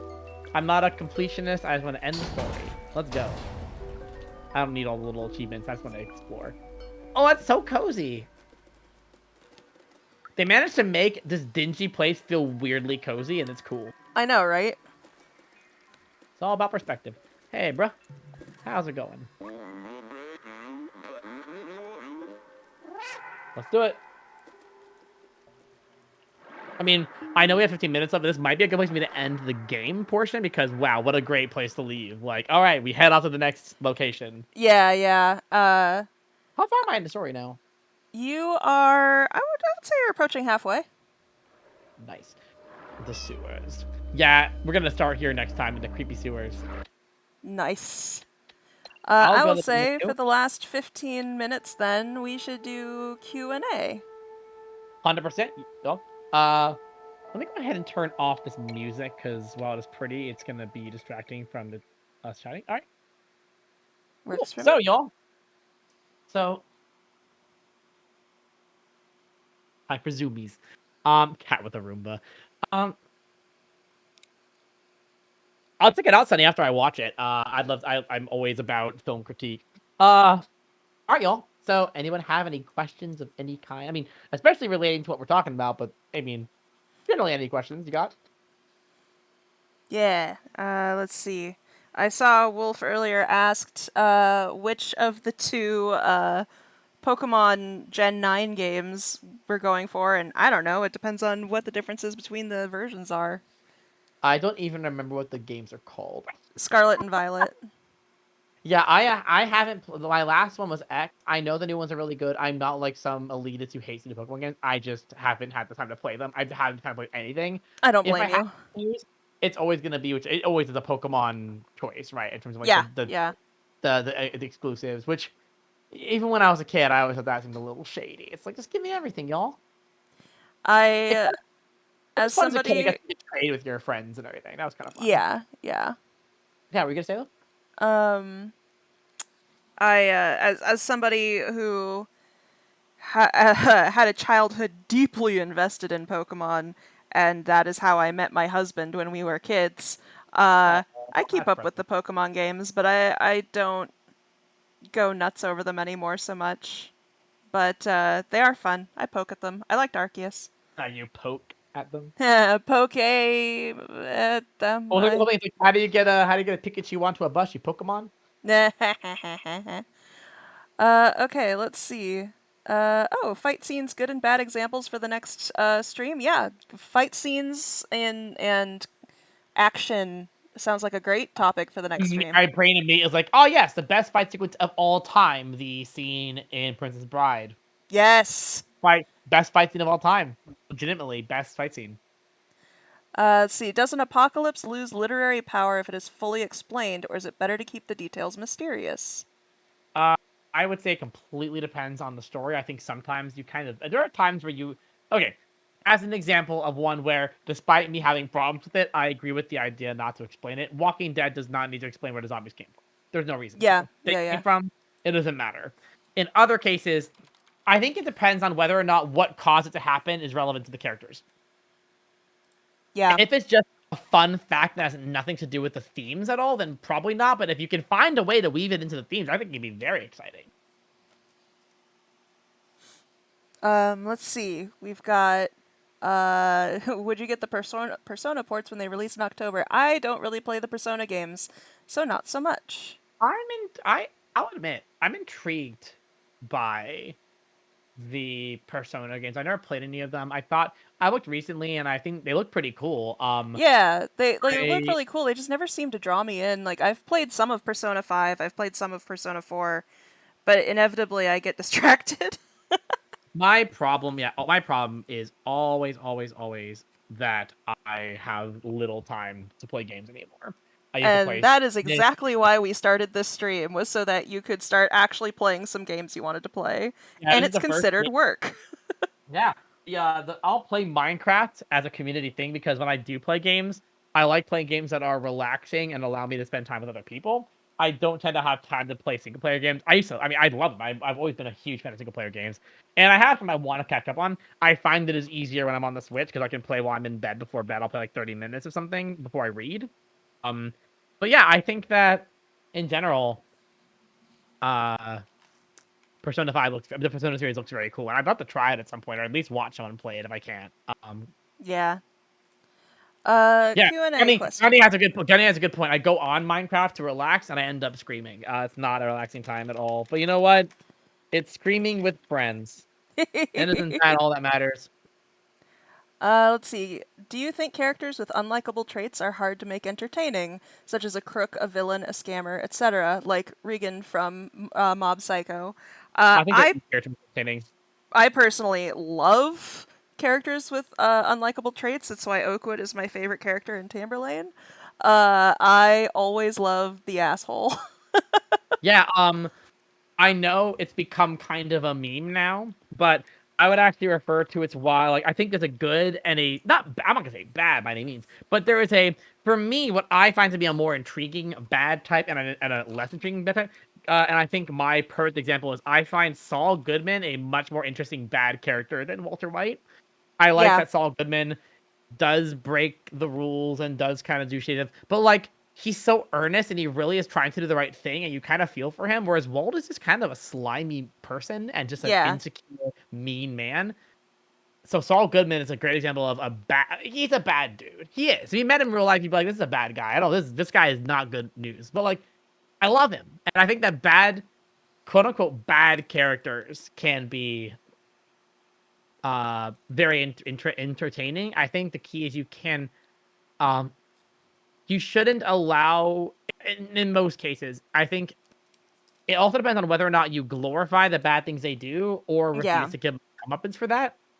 Saul Goodman, without spoiling, I would not say he gets away with his behavior at all. Like, Yeah. but they also allow us to enjoy the good. One thing I love about Saul's a great example of this is when you have a bad guy who's kind of a main character, and you allow the viewer to get a sense for why they enjoy doing what they do. You see Saul, or Jimmy as he's called in most of the series, do his scams, and they're funny and they're fun, and you're like, oh, no wonder he likes pulling these scams, he's good at them. But then later you're like, oh wait, he hurt people, Yeah. that's not great. And I think there's obviously villains, which are its own thing, and then there's like anti-heroes, which can be anything from again a Walter White violent type to a somewhat skeevy but trying his best type. Bakugo uh kind of comes to mind from Boku no Hero. uh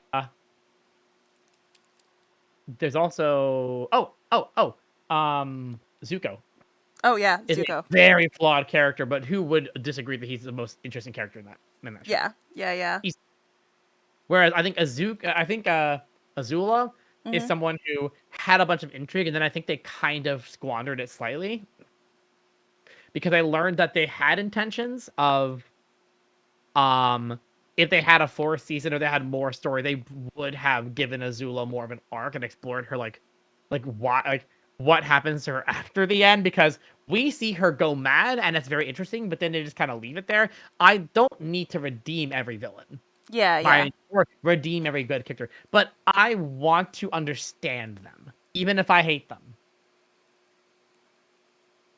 right?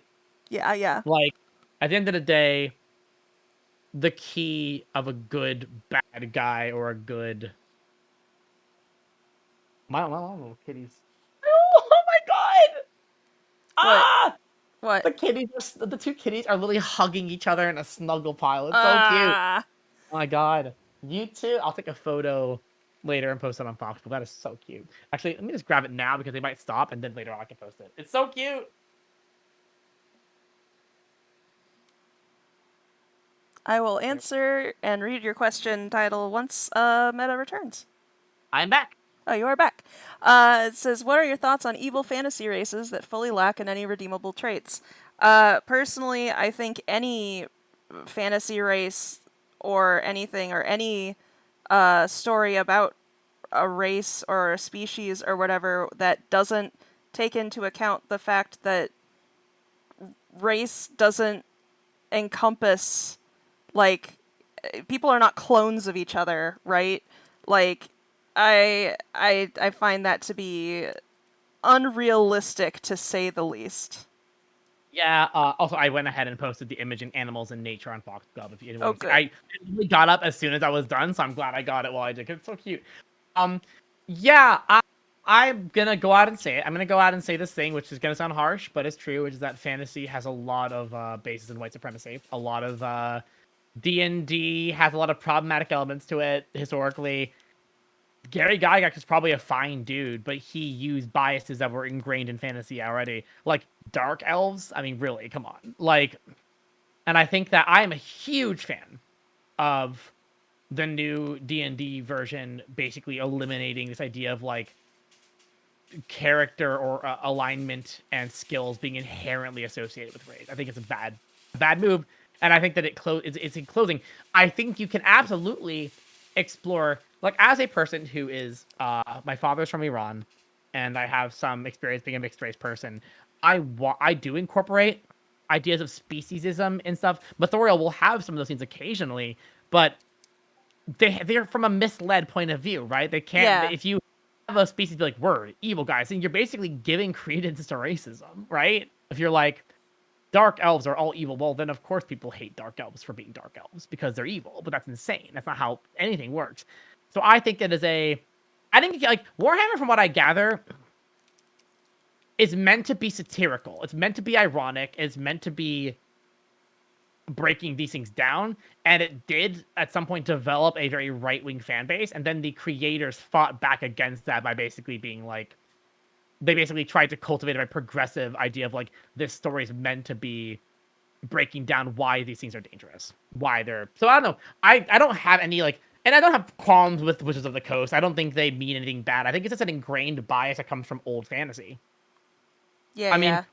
you guys might not know this. It's very subtle in Lord of the Rings. And I remember in the third book slash movie when the elephants and the people come and help fight for Sauron. Mhm. Those are Middle Eastern people. Yep.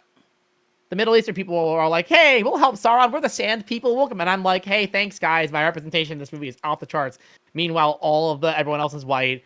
Exactly why I get a little irritated when people get mad at the new Lord of the Rings movie for having like people of mixed race. I'm like, dude, I understand that J.R.R. Tolkien was trying to tell a story of like a certain area of the real world. I get it, but who cares? It's a fantasy story about hobbits and elves and dwarves. The dwarves can be any race that the creator wants, and I think it's really cool that, like, if I've been a kid and seen a fantasy movie with a Middle Eastern character on screen, I would have loved it. And you might say, well, then why don't we tell stories outside of Lord of the Rings? Because the executors won't make those ones. People often will say things like, why don't we just have why do it to Lord of the Rings, right? Like, why explore race? Why not have a new story? And the answer is that you can't get the funding to do those ones. I'm sure there's a lot of creators like me who would love to tell a Middle Eastern fantasy story on TV with Amazon's budget. Ain't gonna happen. So in the meantime, we'll put that into the stories we get. And I think that's really important. Fantasy, I think it's also tricky. I don't know if this might be a dangerous thought. I don't know if you agree with me, Caitlin, on this. Hmm? I feel like I feel like fantasy tends to look back and sci-fi tends to look forward. Hmm. And I think that at its best, that is not true. But I think that a lot of fantasy relies a lot on tradition of previous fantasy and traditional tropes and traditional types of species and ideas from old stories and old cultures, where sci-fi is all about what comes next. Like a lot of sci-fi authors from the old 20th century were very progressive, whereas a lot of fantasy writers were very not. Yeah. Yeah, I can see I think that. that fantasy tends to have a traditionalist kind of like taking old stories and making it up. Where and sometimes I'm not saying that's at its ideal. At its ideal, any story can be looking forward. Any bad story can look back, right? Like Atlas Shrugged, one could argue is kind of a sci-fi, and it is not a progressive story. So I think that fantasy and sci-fi are both genres that carry a lot of weight, but also can be very, how you portray species and how you look at that stuff can be really good. Um, let's see. We have another question here popped up. An This will add-on to be my our last question because it is 3 minutes till time. all right, y'all. An add-on to my unlikable character trait question. Um, what sort of pitfalls are easy to fall into when making a character with selfish traits a character unpleasant to follow? Okay. I think that let's see.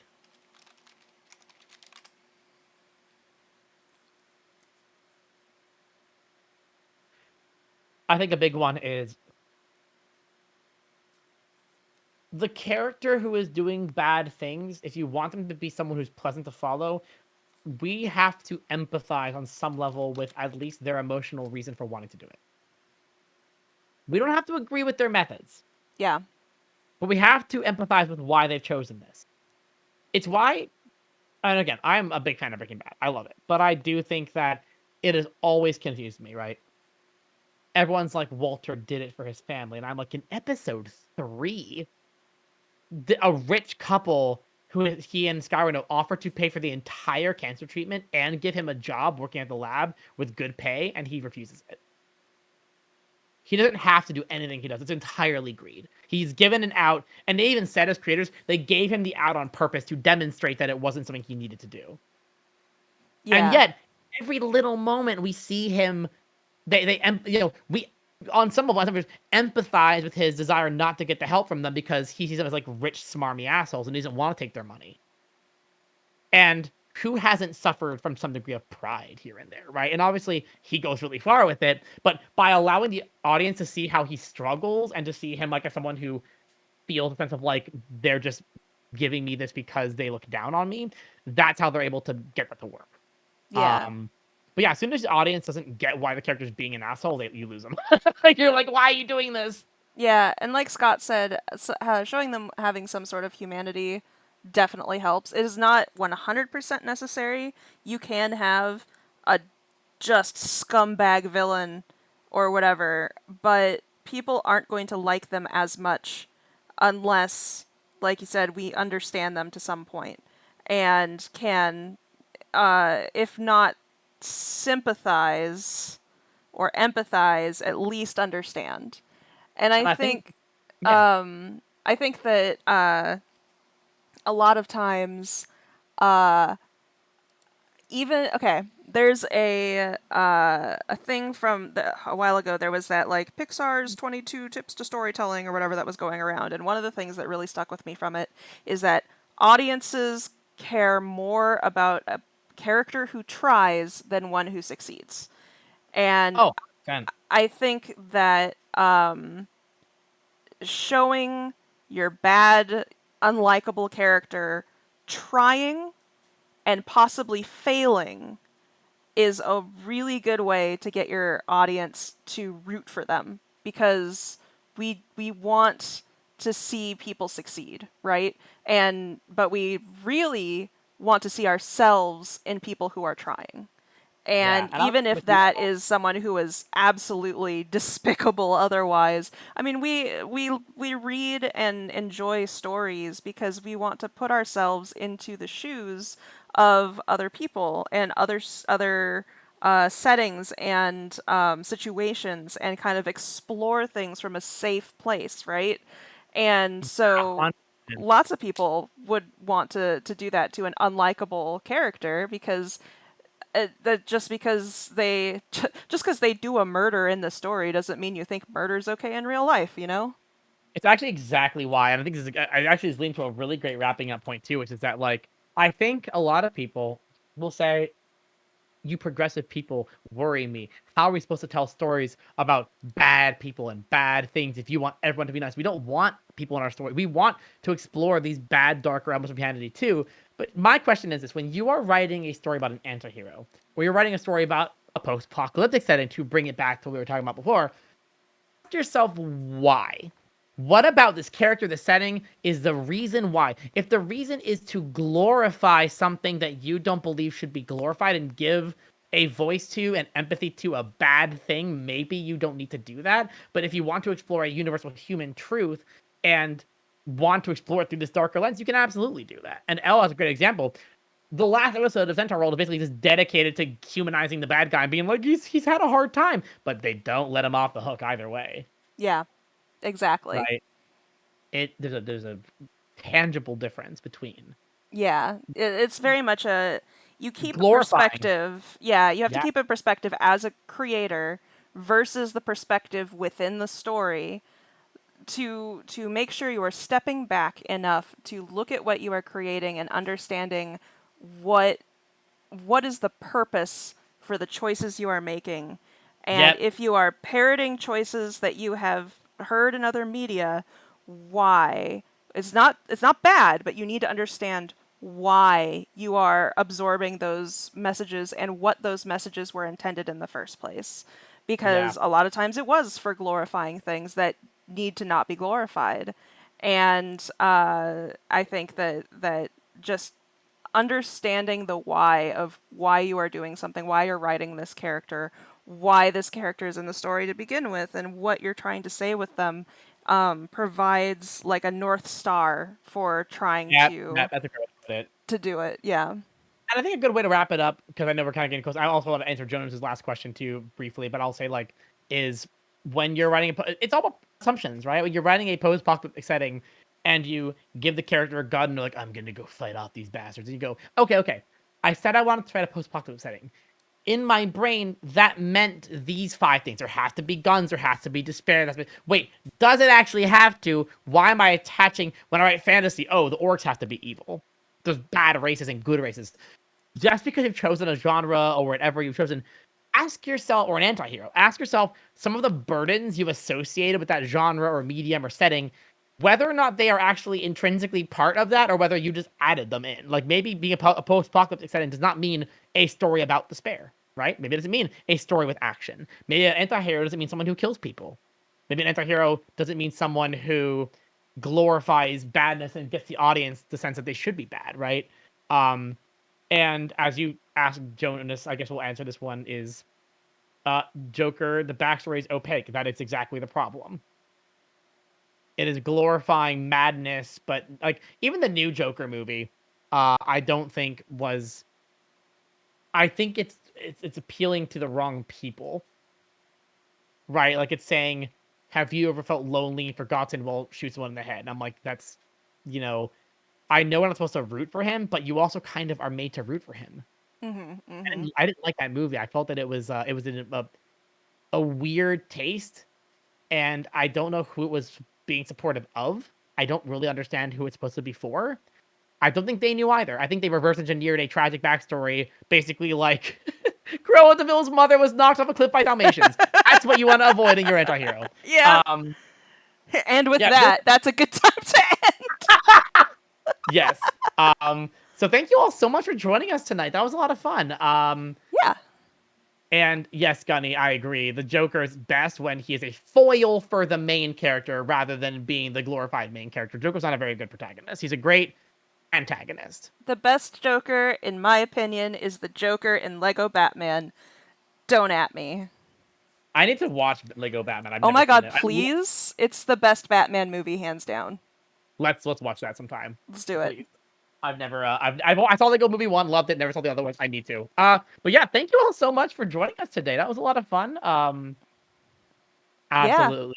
We will be back next Thursday, hopefully, health permitting, and I will play more Stray, I will offer more doodles, and we will talk about action scenes in comics, action scenes in film.